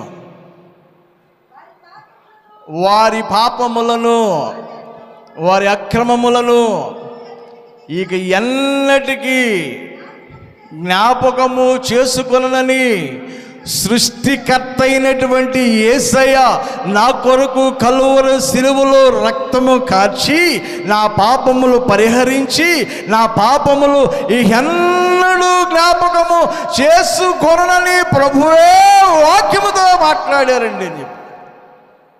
షాబాష్, వెరీ గుడ్. వాక్యం ఇదే కాదు నాన్నగారు, పాత నిబంధనలు కూడా ఇంకొక వాక్యం వచ్చింది నాన్నగారు దీనికి సంబంధించి. ఏంటది? 32వ కీర్తన 5వ అధ్యాయము, 32వ కీర్తన 5వ అధ్యాయం కూడా త్వరగా చదవండి. నా దోషములు కప్పుకొనక నీ ఎదుట నేను పాపములు ఒప్పుకొని ఉన్నాను. దేవుని సన్నిధిలో అతిక్రమములు ఒప్పుకున్నాను. నా యేసయ్య నా పాప దోషములను పరిహరించేశాడు. ఇక లేవు, నా ఎదుట లేకుండా పూర్తిగా తుడిసివేసేసాడు అని ఈ వాక్యం చెబితే చాలా సంతోషపడ్డారు. వాక్యానుసారముగా జీవించటము నేర్చుకోవాలి నిజ సేవకుడు, నిజమైన పిలుపున్న వ్యక్తి. పౌలు నిజమైన పిలుపుతో ఉన్నాడు. అపోల్లో నిజమైన పిలుపుతో వచ్చాడు. పౌలు మాటలు విన్నాడు. అపోల్లో గురించి నా జ్ఞానం అన్నమాట. పాత నిబంధనలు 2 భక్తులను తీసుకుని అపోల్లో సిలువెక్కించేసి దాన్ని రాకడలో దించి ముగించేసి నా బోధకు అరుణోదయము కలిగజేయాలని నా తృష్ణ, అది ఉద్దేశంతో నేను ఇక్కడికి సిద్ధపడ్డాను. మన బోధని సిలువలకు ఎక్కించాలి, సిలువ మీదకి రాకడలో దించాలి, దించి ఆ బోధకి అరుణోదయము కలిగించేటట్లు చేయాలి. లేకపోతే ఇది లైవ్ వెళ్తుంది, చాలామంది ఇతర దేశాల్లో తెలుగు ఉన్నవారు చూస్తారు, అనేక మంది జ్ఞానులు విద్యావంతులు చాలామంది చూస్తారు. ఈ బోధలకి ఎలాంటి కామెంట్స్ చేయాలనే చేసి అది హెచ్చించాలా? ఈ సాక్ష్యమును బట్టి నా యేసయ్య మన రక్షకుడు హెచ్చించబడాలా తగ్గించబడాలనేది ఈ లైవ్లో చాలామంది సాక్ష్యం ఇస్తూ ఉంటారండి. లైవ్ వెళ్ళేటప్పుడు ఇంకా జాగ్రత్తగా ఉండాలి. ఎన్నడూ కూడా ఇక ఆయన గుర్తు చేసుకోడండి. నువ్వు ఏ స్థలంలో ఉన్నా సరే, ఓ డాక్టర్ గారు వెళ్తున్నారు జార్జియా దేశం, నేను అక్కడే ఉండాలి విజయవాడ, కానీ ఇది ప్రాముఖ్యం అని చెప్పేసి వచ్చేసాం అనమాట. ఒక ఇంజనీర్ గారు వేరే ప్రాంతానికి వెళ్తున్నారు, ఇజ్రాయేల్ ఇంజనీర్, యూదులతో కాంట్రాక్ట్స్ పెట్టుకుందామని చెప్పారన్నమాట. మా అర్థం పరిచయం అంటే మా మందిరానికి స్లాబ్ వేయడానికి అతని ద్వారా ప్లాన్ చేద్దామని చేసి మాట్లాడారు. యూదులతో మళ్ళీ ఎంత కృపో చూడండి. మన భారతదేశంలో ఆంధ్రలో చాలామంది ఇంజనీర్స్ ఉన్నారు, కానీ నేను అక్కడ ఇంజనీర్స్ని ప్లాన్ చేస్తాను అయ్యగారిని చేసి ఆయన సలహా ఇచ్చారన్నమాట. కేవలము ఆయన కృపే. ప్రియ దేవుని బిడ్డలారా, సేవకులందరూ కూడా దేవుని యందు అలా ప్రయాసపడితే, ప్రభు సన్నిధిలో ప్రయాసపడితే కరువు అనే అంశము మనకి కనిపించదండి. ఆత్మలను పట్టుకోవడానికి పరుగు తీయడానికే మన ప్రయాస, కానీ కరువు అనే అంశమును వెనక్కి తిరగనివ్వదు నీ పరిచర్య, నీ ప్రార్థనా జీవితం. ఈ మధ్య వియత్నం అని ప్రాంతానికి ఆఫర్ వచ్చిందండి. వియత్నం అన్నమాట. అక్కడ కోన చౌదరిబాబు గారు మీటింగ్స్ కాంట్రాక్ట్లో నాకు కూడా ఒక 15 నిమిషాలు మీకు పర్మిషన్ ఇస్తున్నాం అయ్యగారు, మీరు వస్తారా వియత్నం అన్నారన్నమాట.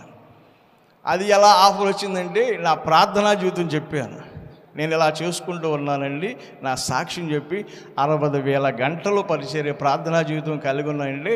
ఆ సేవకులు చాలా సంతోషపడి వియత్నం అనే కంట్రీకి మిమ్మల్ని తీసుకెళ్తాం, కావలసిన అన్ని సదుపాయాలు ఏర్పాటు చేసుకోండి. కోన చౌరుబాబు గారు అన్నమాట, ఆయన ఇజ్రాయెల్కి అంబాసిడర్, 48 పర్యాయములు ఇండియా నుంచి ఇజ్రాయెల్కి వెళ్ళి ఆయన పరిచర్యలో యేసు ప్రభు పుట్టినటువంటి డేట్స్ అన్నీ చెప్పి, కొంతమంది క్రీస్తు సంఘస్థులు అది ఫేకు, అది కరెక్ట్ కాదు, మేము జర్మనీ సైంటిస్టు రసమ్ హిస్టరీ అంతా కనుక్కున్నామని ఫేక్ బోధలు పెడితే ఈయన ఏం ఇచ్చాడంటే, ఈయన ఆన్సర్ ఏమి ఇచ్చాడంటే, చౌరబాబు గారు నేను హిస్టరీ అంతా చెబుతున్నాను, హిస్టారికల్ సబ్జెక్ట్ అంతా కూడా నేను ఇస్తాను, నా హిస్టారికల్ సబ్జెక్టు కరెక్ట్ కాదంటే 20 లక్షలు డొనేషను ఫ్రీగా ఇస్తానని చేసి ఆయన ఛాలెంజ్ చేశాడు. ఆయనతో ఆఫర్ వచ్చింది. ప్రార్థన చేసుకున్న, ప్రభా వెళతానయ్యా వియత్నం అంటే, నువ్వు ఎక్కడికి వెళ్ళినా 2 రైతులే, నేను ఎక్కడికి వెళ్ళినా 2 రాత్రులే పర్మిషన్, ఇంకా రాలా పూర్తి పర్మిషన్ రాలా. దాని నిమిత్తం ప్రభు వియత్నం వద్దు, వియత్నం అనమాట కంట్రీ పేరు, నీకు ఇంకా వియత్నం, ఇంకా నీకు మరొక ఆఫర్స్ నేను ఇస్తాను అని ప్రార్థన చేసుకుంటే ప్రభు ఒక వాక్యంతో మాట్లాడారు ఎక్కడ ఉండగానే. చూడండి, అది ఎక్కడ ఉంటుందంటే, దేవుని పట్టణమా మనుషులు నిన్ను గూర్చి మిక్కిలి గొప్ప సంగతులు చెప్పుకుంటారంటే. తీయగలరా? వాక్యం తీయగలరా? కీర్తన గ్రంథము అమ్మా 87వ కీర్తన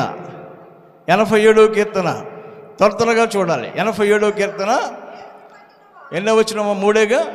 3వ వచనం, దేవుని పట్టణమా మనుషులు నిన్ను గూర్చి మిక్కిలి సంగతులు నిన్ను గూర్చి గొప్ప సంగతులు, మిక్కిలి గొప్ప సంగతులు చెప్పుకునేటట్లు నేను నా సాక్షిగా నిన్ను నిలబెట్టాలి. ఎందుకంటే కల్లూరులో ఉన్నటువంటి 10 సంవత్సరాల 6 మాసములు సహవాస పెద్దలు దూషించారు, సేవకులు దూషించారు, మా సంఘము దూషించింది, మా శిష్యులు దూషించారు, అనేక మంది చేత నేను తృణీకరించబడినటువంటి సమయంలో దేవుని సన్నిధిలో పశ్చాత్తాపడుతూ, ప్రభువా ఇంతేనా నా స్థితి, ఇక నాకు పరిచర్య లేదా, ఇక్కడ కూడికలు చూసుకుని సంతోషంగా ఉల్లాసంగా వారు కారులో బైకుల్లో వెళదంటే గేటు దగ్గర కూర్చుని అనేక పర్యాములు ఏడ్చినట్టు దినములలో ప్రార్థన చేసుకుంటే ఇక నాకు సేవ లేదా, నా బ్రతికింతేనా, నేను వస్త్రహీనులేనా, ఉపద్రవములోనే కరువులోనేనా, ఇక నా స్థితి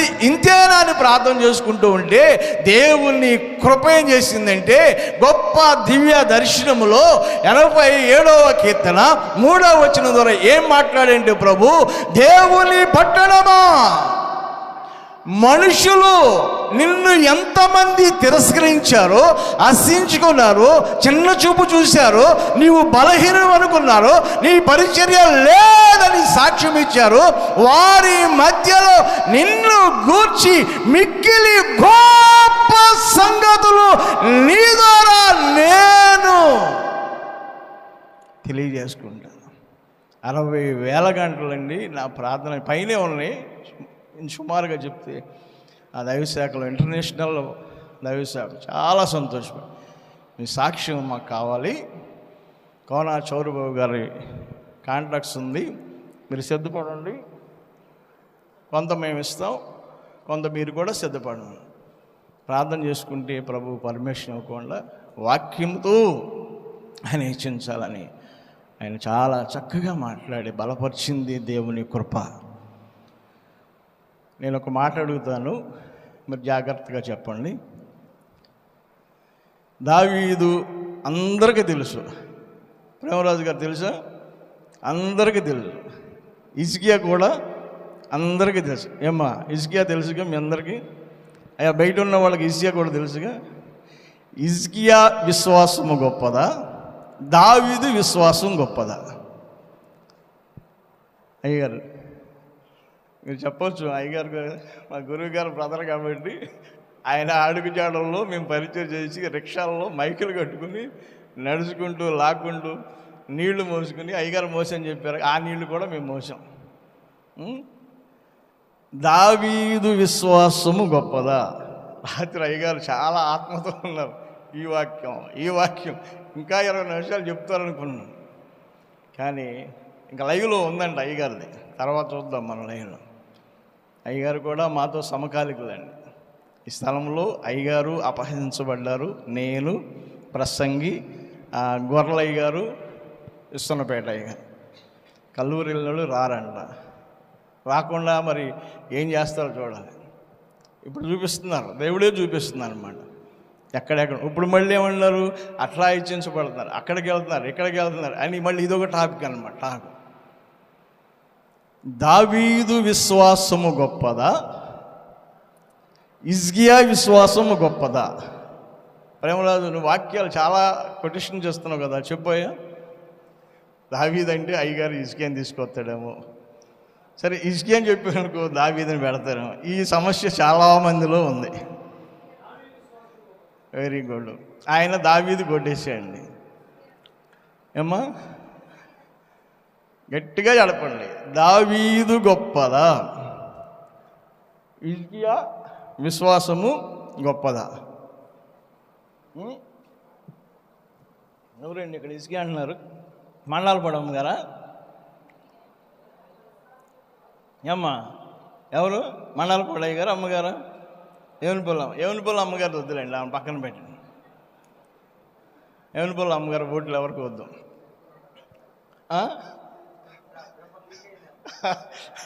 రాజస్థాన్లో లీక్ అయిందంట నీటు. 70 లక్షలు ఇచ్చాడంటండి వాడు. ఆ జూమ్లో నీట్ రాసిన పిల్లలు 3 ఉన్నారు.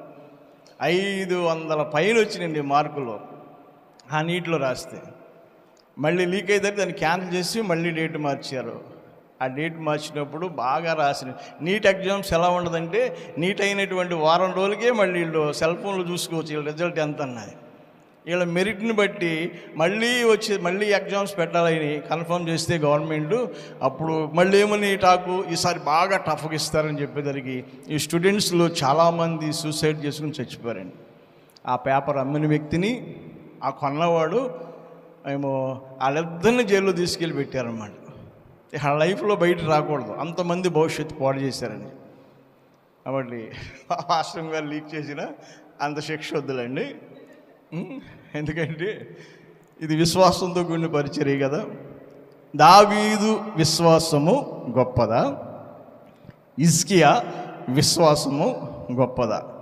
దావీదు విశ్వాసం గొప్పదన్న వాళ్ళు చేతులు ఎత్తండి. ఇంకెందుకంటే నేను మిమ్మల్ని అడిగితే మీరు 2 సమస్యలతో ఉన్నారు. ఓట్లు వేసామనుకో కౌంట్ చేద్దాం, నేను దాన్ని మీకు కంక్లూషన్ ఇస్తాను, తర్వాత మీకే అర్థమవుతుంది. దావీదు విశ్వాసం గొప్పదన్న వాళ్ళ చేతులు ఎత్తండి. 2, 3, బయట 4, ఇంకా మరి హిజ్కియా విశ్వాసం హిజ్కియా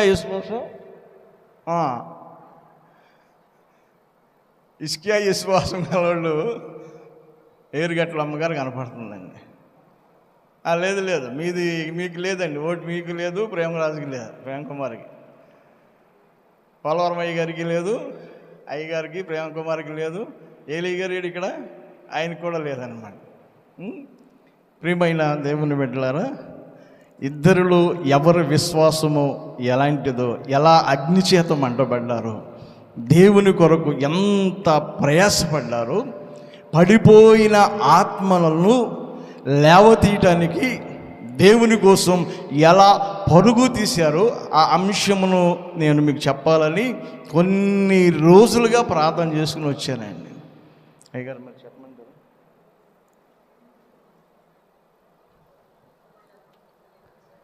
ఏమ్మా మాధవ అమ్మగారిని అడుగుదాం, చెప్పమంటారమ్మా? అమ్మగారు చేతులు ఎత్తేసింది. ఎందుకు వచ్చింది సాగు? నా మీదకి వస్తుంది పనిష్మెంట్. హై కమిషన్లో భాగమైనప్పుడు కూడా కష్టమే. సరే అయ్యా, అది వివరించాలి కదా, వర్ణనలోకి వస్తేనే మనకు అర్థం అవుతుంది. చూడండి, సమూయేలు గ్రంథము, మొదటి సమూయేలు గ్రంథము, మీ అందరికీ తెలిసిన వాక్యాలే. ఎవరి విశ్వాసం గొప్పదో మీరే తర్వాత నాకు ఆన్సర్ ఇద్దరు. కానీ మొదటి సమూయేలు గ్రంథము 17వ అధ్యాయము పేజీ నంబరు 237. అంటే క్రొత్త నిబంధనలోంచి ఇటు వద్దాం అనుకున్నాను, రావాలని ఆలోచన చేశాను, సమయం లేదు కాబట్టి ముందుకు వెళ్ళిపోదాం. 17వ అధ్యాయము 12వ వచనం, మొదటి సమూయేలు గ్రంథము 17వ అధ్యాయం. అందరూ చూడాలి, రాసుకోండి జాగ్రత్తగా. దావీదు, మొదటి సమూయేలు గ్రంథము 17వ అధ్యాయము 12వ వచనం.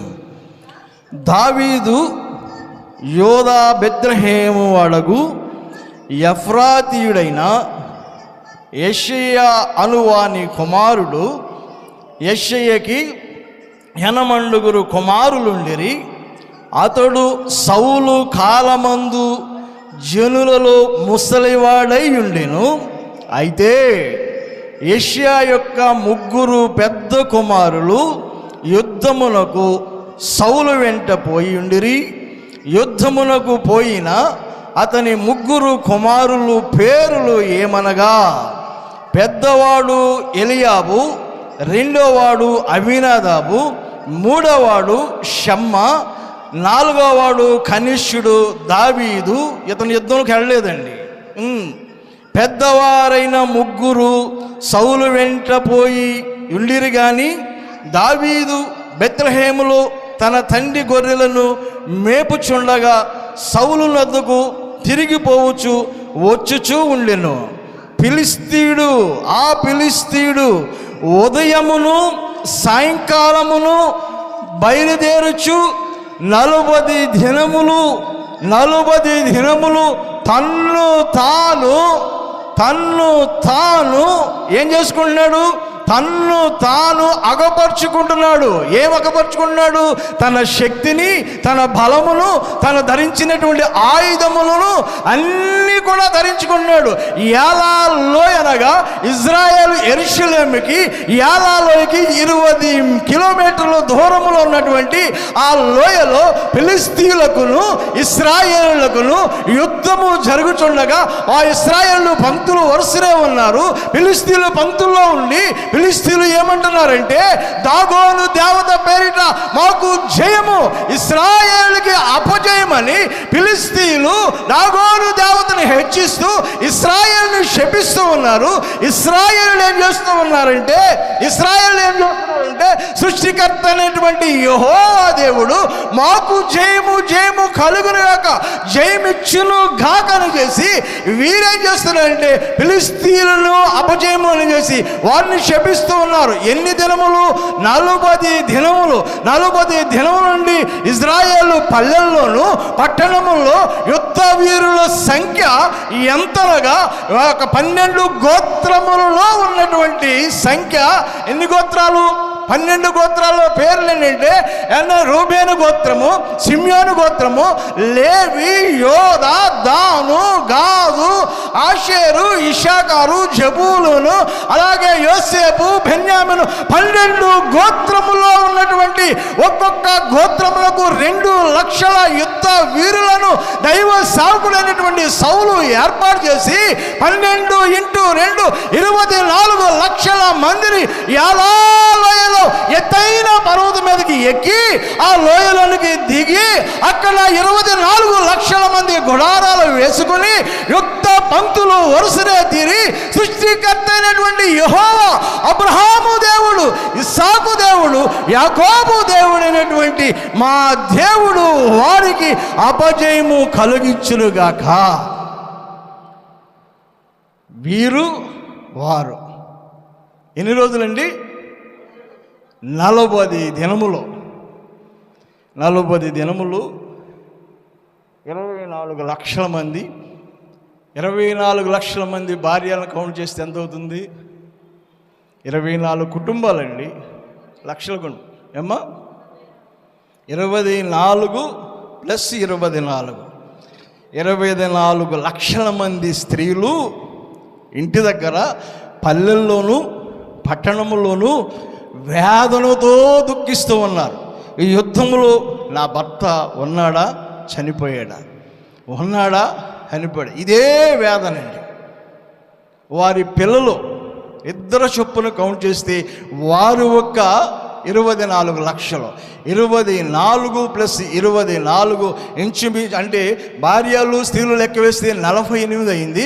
ప్లస్ వీళ్ళు 24 లెక్క వేస్తే సుమారుగా 70 లక్షల పైబడి స్త్రీలు, పురుషులు, పిల్లలు వీరందరూ కలిసి 40 దినములు వేదనతో ఫిలిష్తీయులను జయిస్తామా లేదా అని వేదన పడుచు ఉండగా సన్హెద్రిను సభ పెద్ద అయినటువంటి యోషియా తన కుమారుడు అరణ్యంలో చిన్న గొర్రెల మందను కాస్తున్నటువంటి కనిష్ఠుడు, ఆయనకి 8 మంది మగపిల్లలు, 2 ఆడపిల్లలు, చిన్నవాడైనటువంటి దావీదు పిలిచి, అయ్యా దావీదు, నీ అన్నలు 3 యుద్ధంలోకి వెళ్ళారు, వారికి శ్రేష్టమైన ఆహారం తీసుకెళ్ళు. అక్కడ దైవజనుడు ఉన్నాడు, రాజు సౌలు, ఆయన కూడా శ్రేష్టమైన ఆహారం తీసుకెళ్ళమని పరిచర్య చేయటానికి పంపించాడండి. ఆ 40 దినములలో దావీదు చక్కగా ఉంటాడు. చూడండి అక్కడ ఎన్నో వచనం, దావీదు 15వ వచనం చూడండి ఒకసారి. 15వ వచనం చూడమ్మా.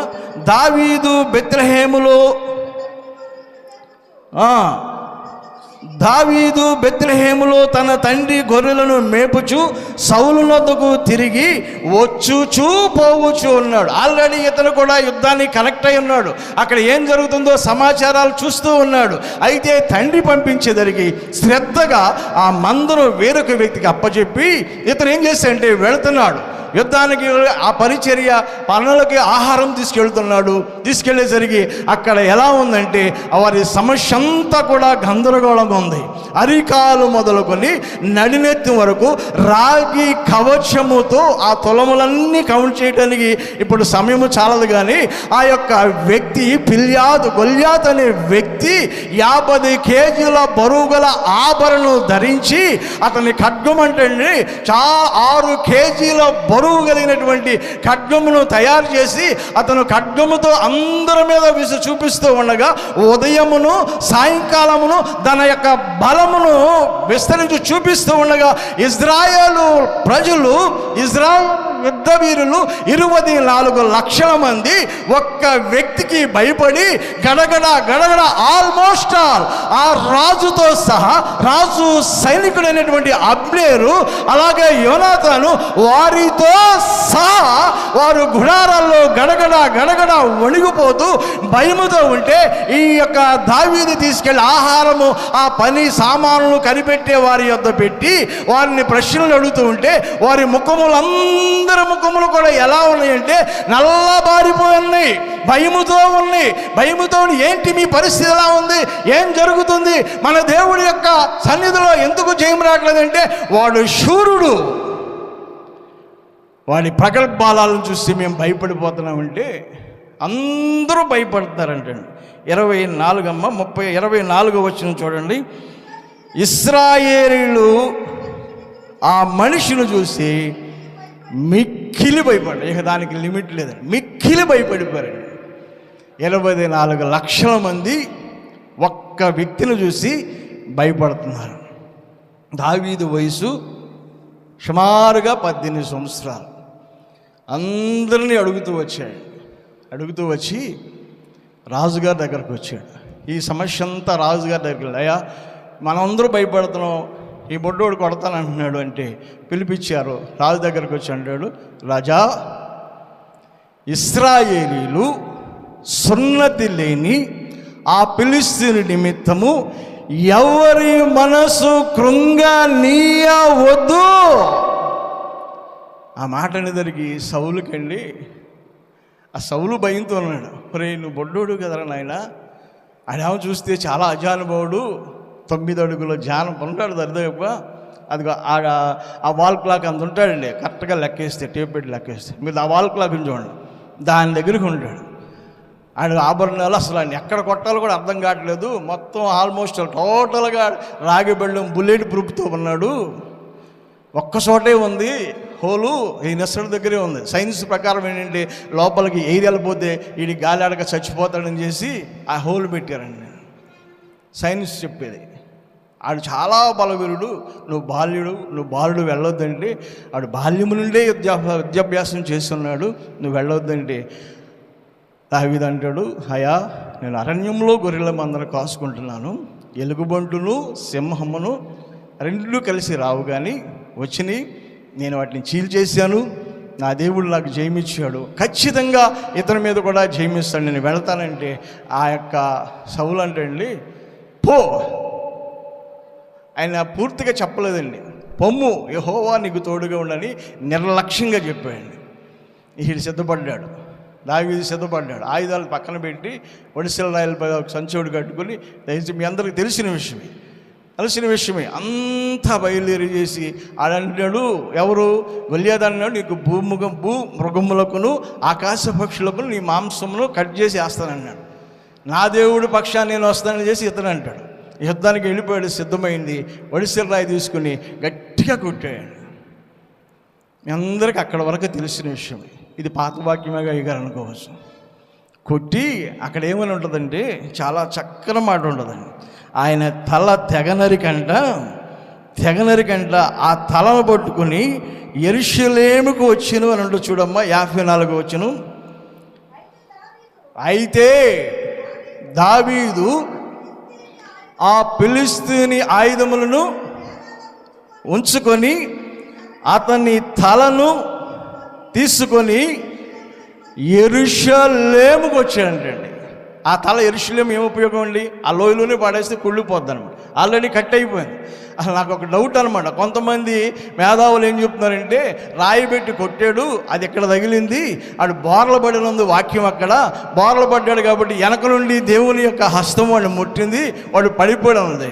మనం బాగా వాక్యాన్ని పరిశీలన చేస్తే, సెర్చ్ చేస్తే, రీసెర్చ్ చేసుకుంటూ బాగా ధ్యానం చేస్తే అతని బాడీ అంతా బుల్లెట్ ప్రూఫ్ అనమాట.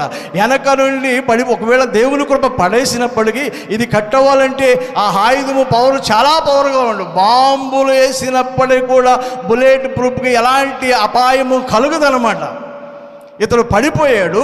ఆ ఖడ్గము తీసే ఆ బుల్లెట్ ప్రూఫ్తో ఉన్నటువంటి గొల్యాతు తెలని ఎలా తెగనరికంటే, నా యేసయ్య కృప కల్వరి సిలువలో ధ్యానం చేస్తున్నటువంటి రక్తము కార్చినటువంటి శక్తి కలిగిన దేవుని శక్తి బుల్లెట్ ప్రూఫ్ కా, ఎలాంటి డైమండ్స్ ప్రూఫ్ అయినప్పటికీ కూడా దేవుని శక్తి క్రింద అంతయు యేసుక్రీస్తు నామములో లయం.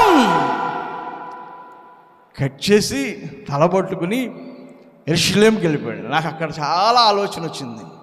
ఎందుకు యెరూషలేము వెళ్ళాడు ఇతను? అతని వయసు ఏమో చాలా 40 సంవత్సరాలు 50 సంవత్సరాల సుమారుగా, ఇతని వయసు 18 సంవత్సరాలు. 18 సంవత్సరాల యవ్వనుడు కట్ చేశాడు. చాలా సంతోషంగా ఉంది. ఈ ఇశ్రాయేలు అందరూ వెళ్ళి యుద్ధంలో జయించేసి ఎక్రోన్ వరకు పడగొట్టేసి వాళ్ళని పంపించేశాడు, తరిమేశారు ఇశ్రాయేలు అందరూ ఫిలిష్తీయుల్ని. అయితే ఇతను యెరూషలేముకి వెళ్ళాడు. అయితే యెరూషలేము కేంద్రము కాదు, గిల్గాలు కేంద్రం అనమాట. గిల్గాలుకి వెళ్ళవలసినటువంటి దావీదు అక్కడ పరిచర్య అంతా జరిగేది గిల్గాల్లో. గిల్గాలుకి వెళ్ళకుండా యెరూషలేముకి వెళ్ళిపోయి అతని తలను అక్కడ పెట్టి, నేను సేధించాను గొల్యాతుని అని చేసి దేవుణ్ణి స్తుతిస్తూ ఉండగా, పల్లెల్లోనూ పట్టణముల్లోనూ స్త్రీలు పురుషులు 24 లక్షలు స్త్రీలు అని చెప్పాను, పిల్లలు 24 లక్షలు అని చెప్పాను, 40 లక్షలు. అలా కాకుండా వృద్ధులు, అంగవైకులు, ఆల్మోస్ట్ ఇశ్రాయేలు దేశం అంతా కూడా ఫిలిష్తీయుల్ని హతము చేశాడు. యవ్వనుడైన దావీదు ద్వారా దేవుని కృప విజయం ఇచ్చింది. కాబట్టి యేసు నామమునకే, యేసుక్రీస్తు నామమునకే మహిమ కలుగునుగా. కానీ గంభీరమైన స్తుతులు దావీదు నిలబడినటువంటి ఆ గొల్యాతు దగ్గర శిరస్సు దగ్గరకు వచ్చి ఏమన్నారంటే, దావీదుకి 10,000 సౌలుకి 1000 అని చేసి వాళ్ళు ఏడుస్తూ చెప్తున్నారు, నవ్వుతూ చెప్తున్నారని మనం పరిశీలన చేసుకుంటూ వస్తే ఎలా చెప్తారు చెప్పండి మీరు ఒకసారి? ఏడుస్తూ స్తుతిస్తున్నారా, నవ్వుతూ స్తుతిస్తున్నారా? ఎలా స్తుతిస్తున్నారంటే, లక్షల మంది అండి సుమారుగా ఈ యుద్ధంలో ఉన్నారు. 24 లక్షలు, 50 లక్షలు పైబడి ఇజ్రాయేలు స్త్రీలు, పురుషులు, యవనస్తులు, పిల్లలు, వృద్ధులు, అంగవైకులు అందరూ వచ్చి, ఇతనేమో అతను తల మీద కాలు పెట్టుకుని చక్కగా హోందాగా నుంచున్నాడు. వారందరూ దావీదు చుట్టూ వచ్చి గంభీరంగా ఏడుస్తూ స్తుతిస్తున్నారండి. ఆనందములో సంతోషం అనమాట, ఆనందములో దుఃఖము. ఎందుకు ఆనందం అంటే, అయ్యా నీ ద్వారా, ఓ దావీదు నీ ద్వారా మా భార్యలు, మా భర్తలు చనిపోకుండా, మా తారులు తెగిపోకుండా, మేము విధురాలు కాకుండా కాపాడిన యేసయ్యకే మహిమ కలుగును గాక. పిల్లలు స్తుతిస్తున్నారండి, పెద్దలు స్తుతిస్తున్నారండి, స్త్రీలు స్తుతిస్తున్నారండి, యవనస్తులండి ఏడుస్తూ అండి. యెరూషలేమును కేంద్రముగా ఏర్పాటు చేయాలని దేవుని ప్రణాళిక ఉంది. కాబట్టి గిల్గాలులో దేవుని కృప తీసేసి దూరం అయిపోయింది. కృపను దావీదుగా అనుగ్రహించడానికి దేవుడు సిద్ధపడగా ఆ లక్షల మంది అందరూ కూడా 50 లక్షల మంది పురుషులు అందరూ కన్నీరు కారుస్తూ మా యొక్క జీవితాన్ని నిలబెట్టింది నిన్ను బట్టే. నీలో ఉన్న కృప గొప్పది, నీలో ఉన్న దేవుని శక్తి గొప్పది, దేవుని దయ గొప్పది. అందరూ బట్టి దావీదుకే 10,000 స్తోత్రాలు. ఎంతగా సంతోషం, ఎంతగా యెరూషలేము సందడి పొందిందంటే, ఆ సందడికి వెలకట్టలేమండి.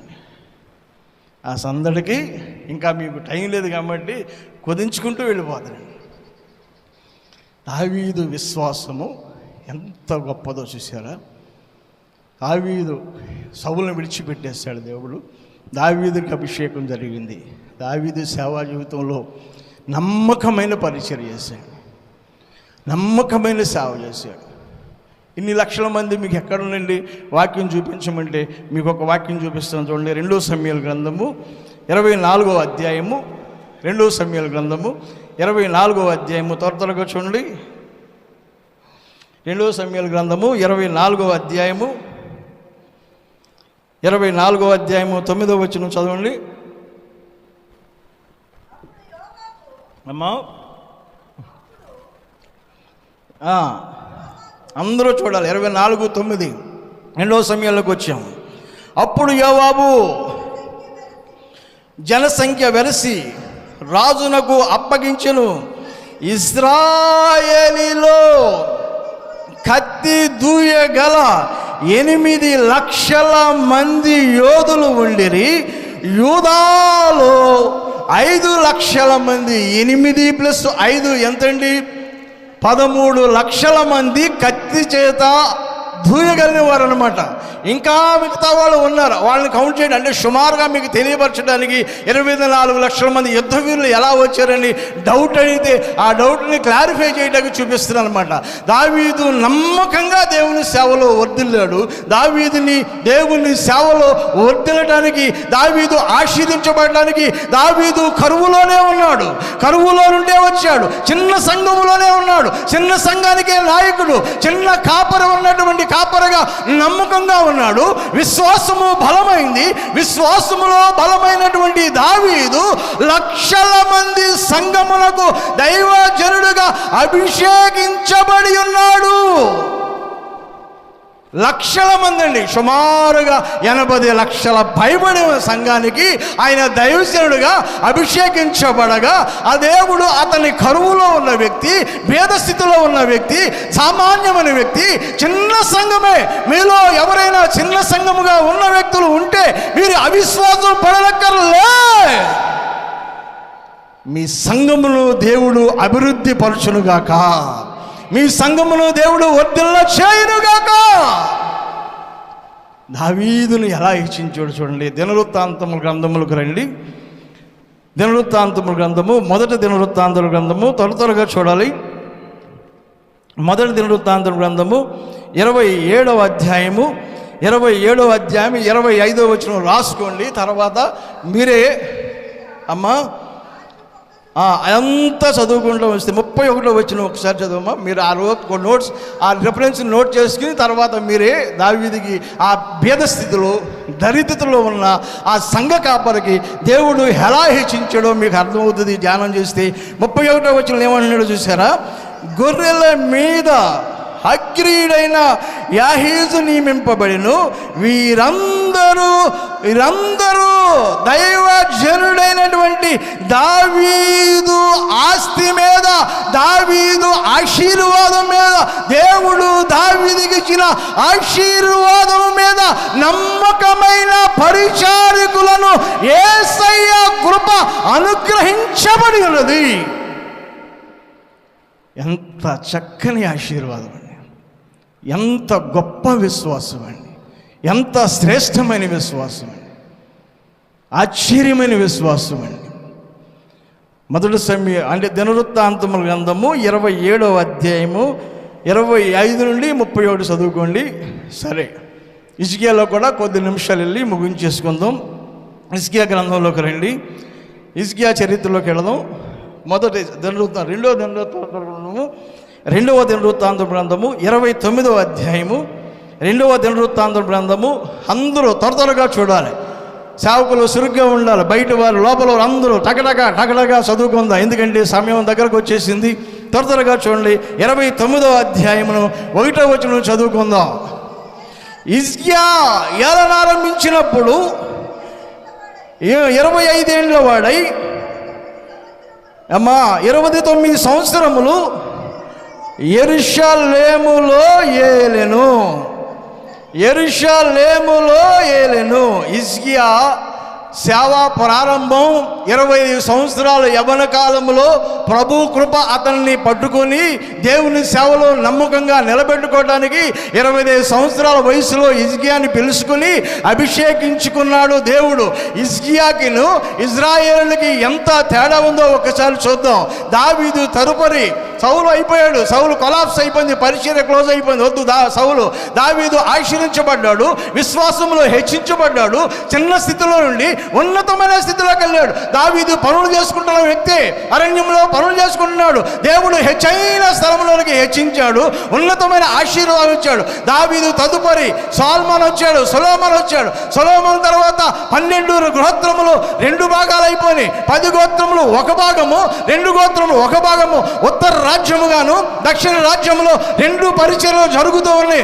ఈ 2 పరిచర్యల్లో మొట్టమొదటిగా ఆ తదుపరి ఫస్ట్ రాజు ఎవరంటే రెహబాము, రెండో వ్యక్తి ఎవరు అబియా, తరువాత ఆసా, యెహోషాపాతు, యెహోరాము, అతల్యా, అహజ్యా, యోవాషు, అమజ్యా, అజర్యా, యోతాము, ఆహాజు. ఇంచుమించుగా 12 మంది రాజులు, 12 మంది దైవసేవకులు ఇశ్రాయేలును నమ్మకంగా ఏలలేక దావీదు అనంతరము సొలొమోను కాలంలో కొంతవరకు నమ్మకంగా వచ్చింది. రెహబాము పాలన నుంచి, రెహబాము పరిచర్య నుండి ఆహాజు పరిచర్య వరకు 12 మంది దైవసేవకులు అభిషేకించబడినప్పుడు కూడా దేవుని కృపను నిరర్థకము చేశారు. కాబట్టి ఆహాజుని హిజ్కియాని దేవుడు ఏర్పాటు చేసుకొనగా హిజ్కియాతో దేవుడు మాట్లాడి అభిషేకించుకొనగా అప్పుడు హిజ్కియా దేవాలయం దగ్గరకు వచ్చేసరికి కట్టబడినటువంటి దేవాలయం మూతబడిపోయింది. ఆరాధన జరగట్లేదు, దేవుని వాక్యం జరగట్లేదు, దేవుని ఆరాధన జరగట్లేదు. అక్కడ పాటలు లేవు, అక్కడ ప్రార్థనలు లేవు, అక్కడ స్తుతియాగములు లేవు. ఇవన్నీ చూడగా హిజ్కియాకి ఎలాంటి ఆలోచన వచ్చిందంటే దేవుని మహోగ్రత నుండి చూడండి, త్వరగా చూడమ్మా, దేవుని మహోగ్రత నుండి చూడండి. 29వ అధ్యాయము 10వ వచనం చూడండి. 29:10.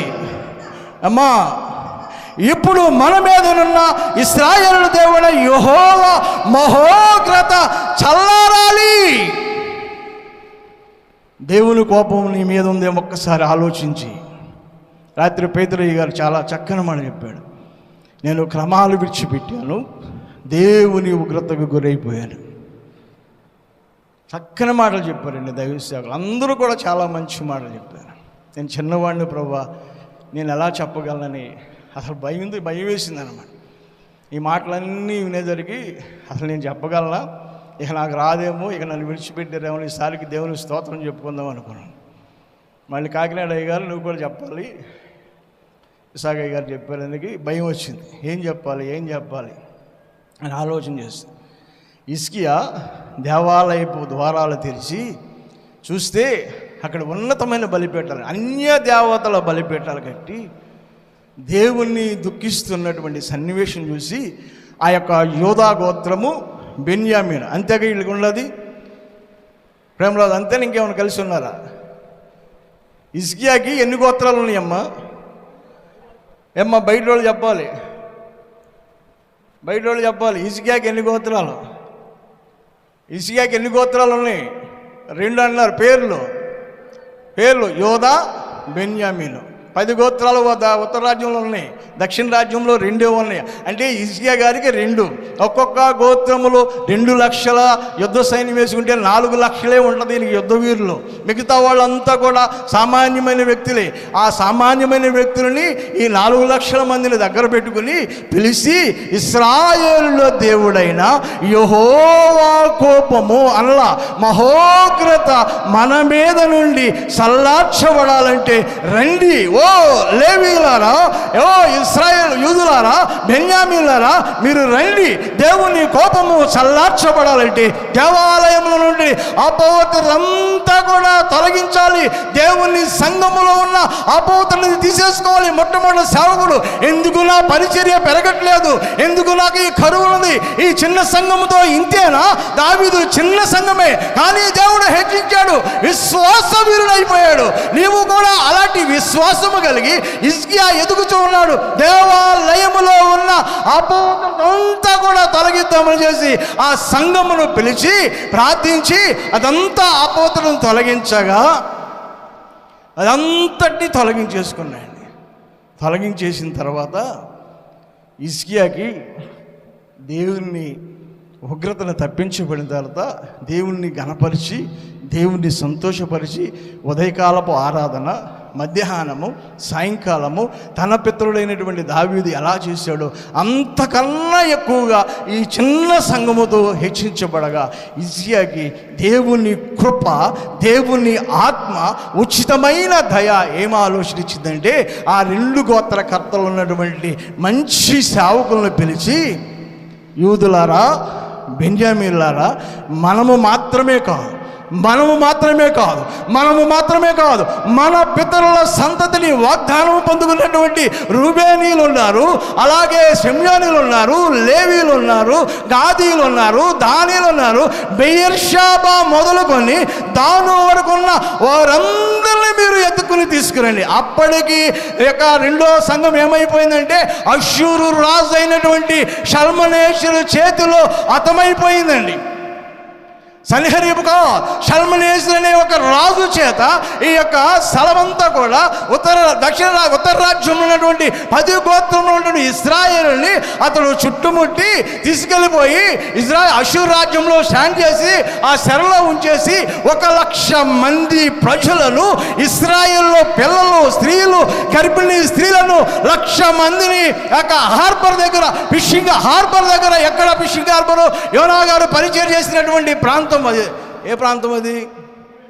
నినేవే పట్టణం దగ్గర హార్బర్ ఉంటే హార్బర్ దగ్గర తీసుకెళ్ళి 1,00,000 మంది ప్రజలను ఆ షిప్పుల్లో ఎక్కించేసి మధ్యధరా సముద్రం మధ్యలోకి తీసుకెళ్ళిపోయి అక్కడ ఏమన్నాడంటే షల్మనేషరు, ఓ ఇశ్రాయేలులారా, మీ దేవుడు గొప్పవాడన్నావు కదా, మీ దేవుడు నిజమైన దేవుడైతే ఇప్పుడు మీ చేతులకు సంకెళ్ళేసేసాను, గర్భిణీ స్త్రీలని సముద్రంలోకి త్రోసేశాడు, పిల్లలను స్త్రీల లోపలకు త్రోసేశాడు, యవనస్తులను ఇంచుమించుగా 1,00,000 మంది పురుషులు, స్త్రీలను, సైన్యము, సంఘమును ఆ మధ్యధరా సముద్రంలో త్రోసేస్తే ఈత వేయటానికి కూడా వీలు లేకుండా చేతులతో బంధించబడిన వారు నిర్దాక్షిణ్యంగా చచ్చిపోయారండి.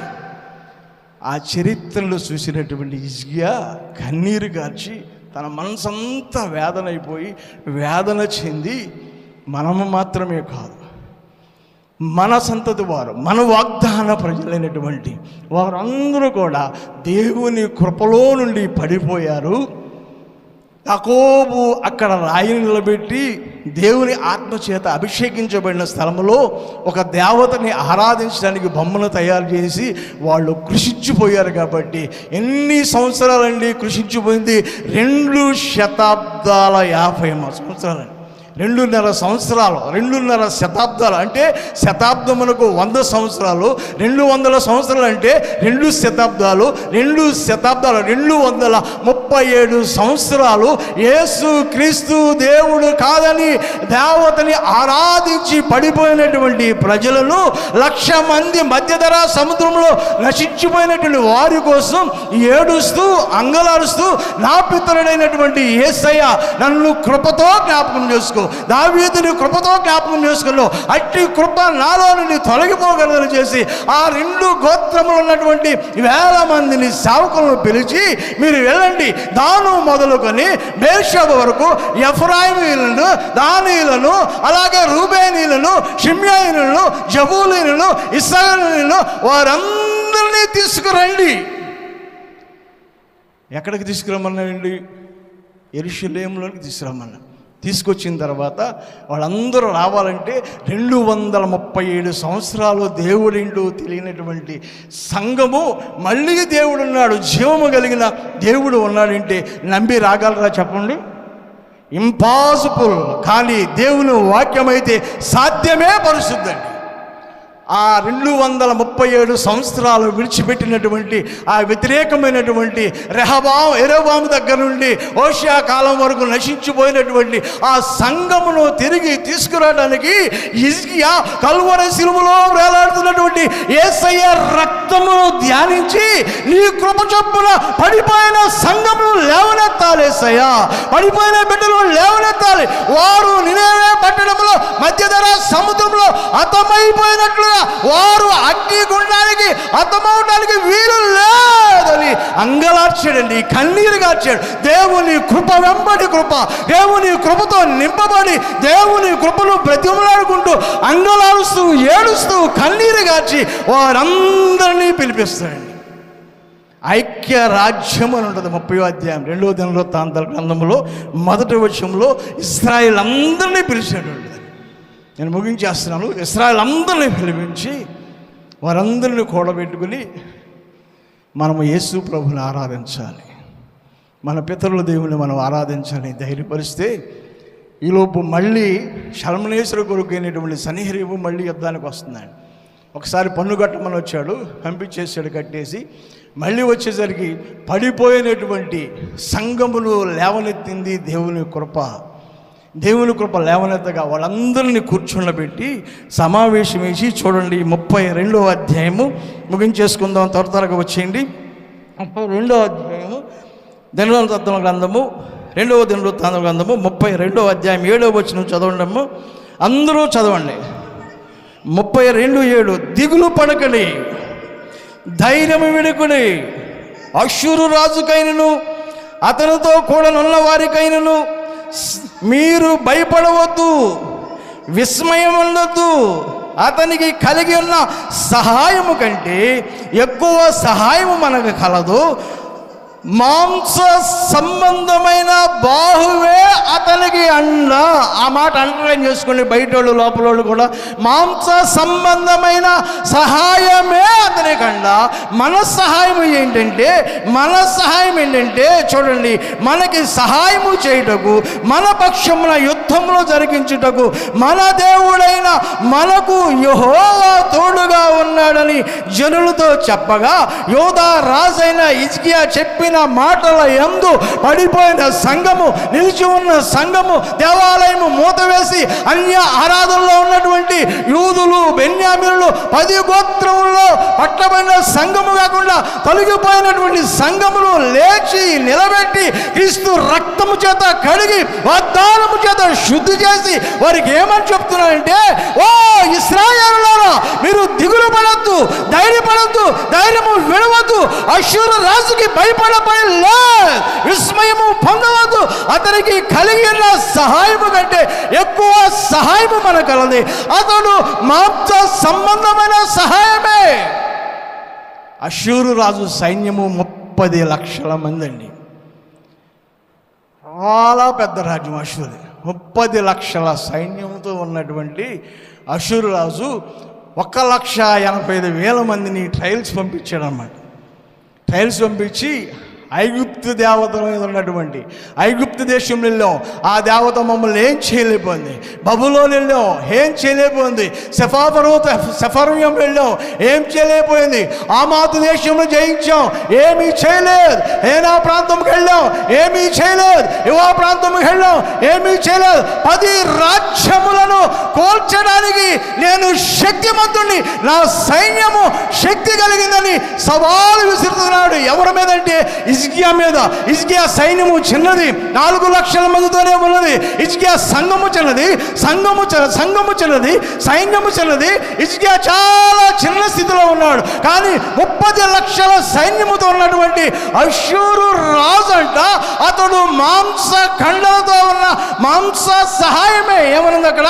మాంస సంబంధమైన సహాయమే అతని అంట. మన దేవుడు సర్వ సృష్టికర్త అయినటువంటి యేసయ్య భూమిని, ఆకాశమును, భూమి కింద ఉన్నటువంటి సమస్తమును సృజించినటువంటి సృష్టికర్త అయిన యేసయ్య మనకు తోడున్నారు. కాబట్టి మీరు ఎవరు జడియవద్దు. దావీదుకి 12 గోత్రాలు ఉన్నారు, విశ్వాసం తెలిపోయాడు. హిజ్కియా 2 గోత్రాలతో వెళ్ళి పడిపోయినటువంటి బేతేలులో పడిపోయారు, బెర్షెబాలో పడిపోయారు, దానులో పడిపోయారు, జబూలులో పడిపోయారు, నఫ్తాలి, గాదు, ఏటి అవకాడ పడిపోయారు, రేవటి వైపు పడిపోయినాయి. ఆ సంఘములు లేపడం ఎంత ప్రార్థనా జీవితం కావాలండి, ఎంత జ్ఞానం కావాలి, ఎంత శక్తి కావాలి, ఎంత భక్తి కావాలి.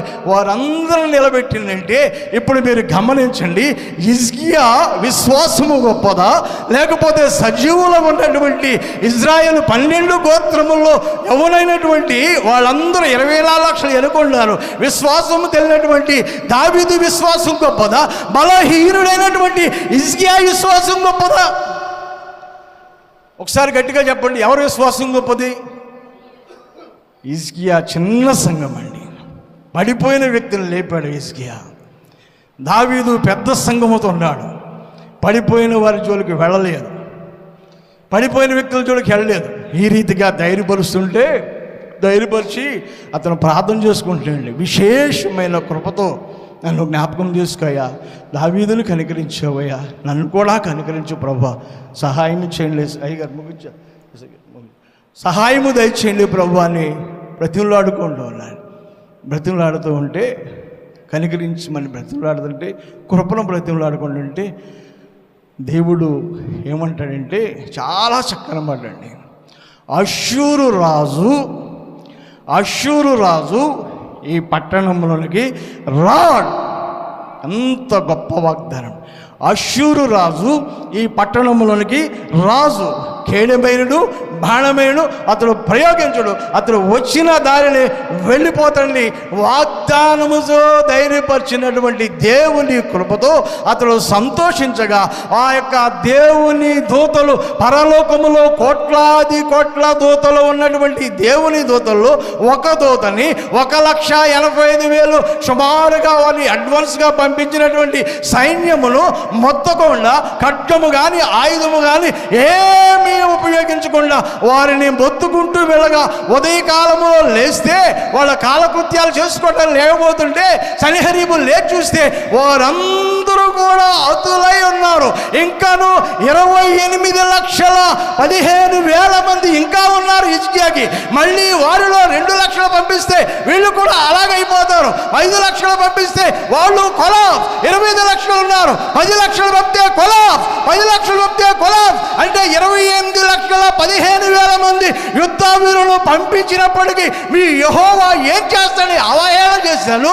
కానీ వారి దేవుడు వారు ఒక బాణమైనను కేడమైనను ఖడ్గమైనను ఆని చేయకుండా విసురుకోండి అందరూ హతులైపోయారు. కాబట్టి 28,15,000 మందిని హోల్లో ఉంచి ఇతడు వెళ్ళిపోయి ఒక అన్య దేవతగుళ్ళు ఉంటే తన కుమారులే తనని హతం చేసేసారండి.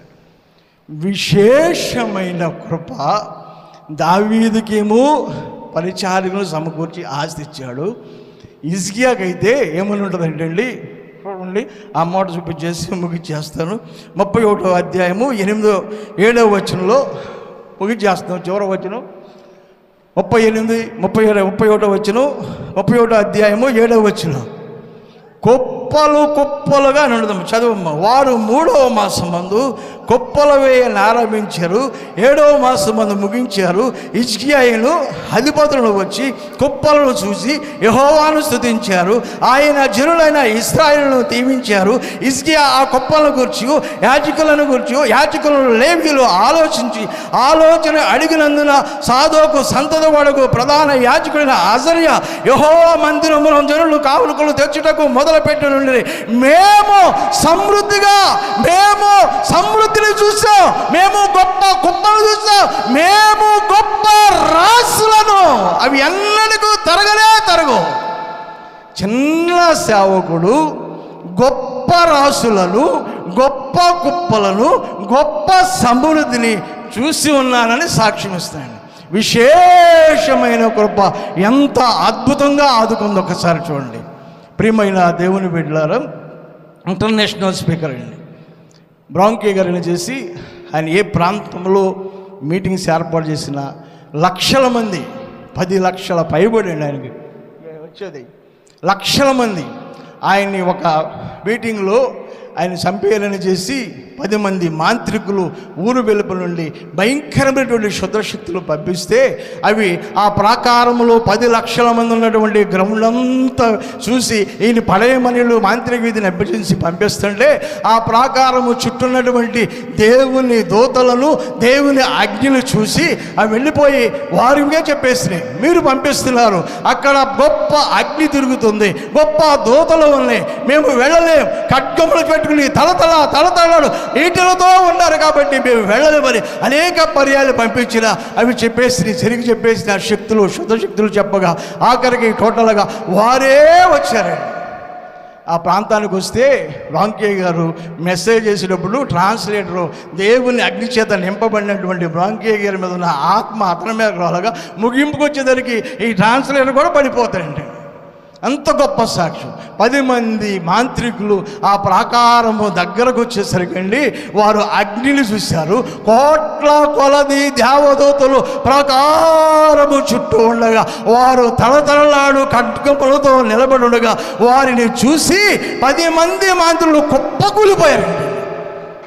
కుప్పకూలిపోయారు, మూర్ఛలు వచ్చినట్టు పడిపోయారు. పరిచారకులు బ్రాంకే గారి కార్యక్రమం మెసేజ్ జరుగుతూ ఉంది. 10 పరిచారకులు చుట్టూ ఉన్నారు, వాలంటీర్స్ 10 మంది పడిపోయారు, వారు చావు బతుకులో ఉన్నారని చేసి పరిచారకులు ప్రార్థించగా లేచినటువంటి 10 మంది మాంత్రికులు లేచి, అయ్యలారా మేము ఒక గొప్ప సాక్ష్యం ఇవ్వాలి, దయచేసి మాకు కొంత సమయం ఇస్తారా, 10 నిమిషాలు ఇస్తారని అడగగా బ్రాంకే గారి మెసేజ్ అయిపోయింది. ఇలా 10 మంది పడిపోయారండి, చిన్న మాటలు చెప్తారని చేసి బ్రాంకే గారిని ఆహ్వానిస్తే 10 మంది పైకి వచ్చేసి, మేము బ్రాంకే గారి సభను ఆపివేయాలి, బ్రాంకే గారిని హతమార్చాలని మేము నేర్చుకున్నటువంటి మాంత్రిక విద్యను, శిల్పశాస్త్రము, గణిత మంత్రుల విద్యలను ఆల్మోస్ట్ ఆల్ పంచదశాధిపతులు ఉన్నటువంటి సమస్త ఆయుధముల చేత ఉపయోగించాం. కానీ వేల సమూహాన్ని పంపించాం. దేవుని ఆజ్ఞ, దేవుని కృప, దేవుని దూతల ఖడ్గము ఏమీ వారి ముందు మా శక్తులు ఏమీ చేయలేకపోయి మేమే వచ్చి చూద్దామని వస్తే మూర్ఛలో వచ్చినట్టుగా పడిపోయాను. ఓ ప్రజలారా, క్రీస్తు రక్తము చేత కడగబడిన ఓ దివ్యమైన సంగమా, సార్వత్రిక సంగమా, మీ చుట్టూ గొప్ప అగ్ని మండుచు ఉన్నది, మీ చుట్టూ కోట్ల కొలది దేవదూతలు ఉన్నాయి. సాక్ష్యం ఇచ్చి జరిగింది. సభలో ఉన్న వారందరూ కూడా విశేషమైన కృపతో మేము నింపబడ్డాం. ఈ రోజు నుండి మేము కూడా మాంత్రిక విద్యను పాతిపెట్టి జీవము కలిగిన యేసయ్య సేవలో, విశేషమైన సేవలో కొనసాగుతాం. అందరూ లేచి నిలబడదాం, ప్రార్థన చేసుకుందాం, ఒక పల్లవి చరణం పాడుకుని ప్రవచనం చేసుకుందాం. అందరూ లేచి నిలబడదాం. విశేషమైన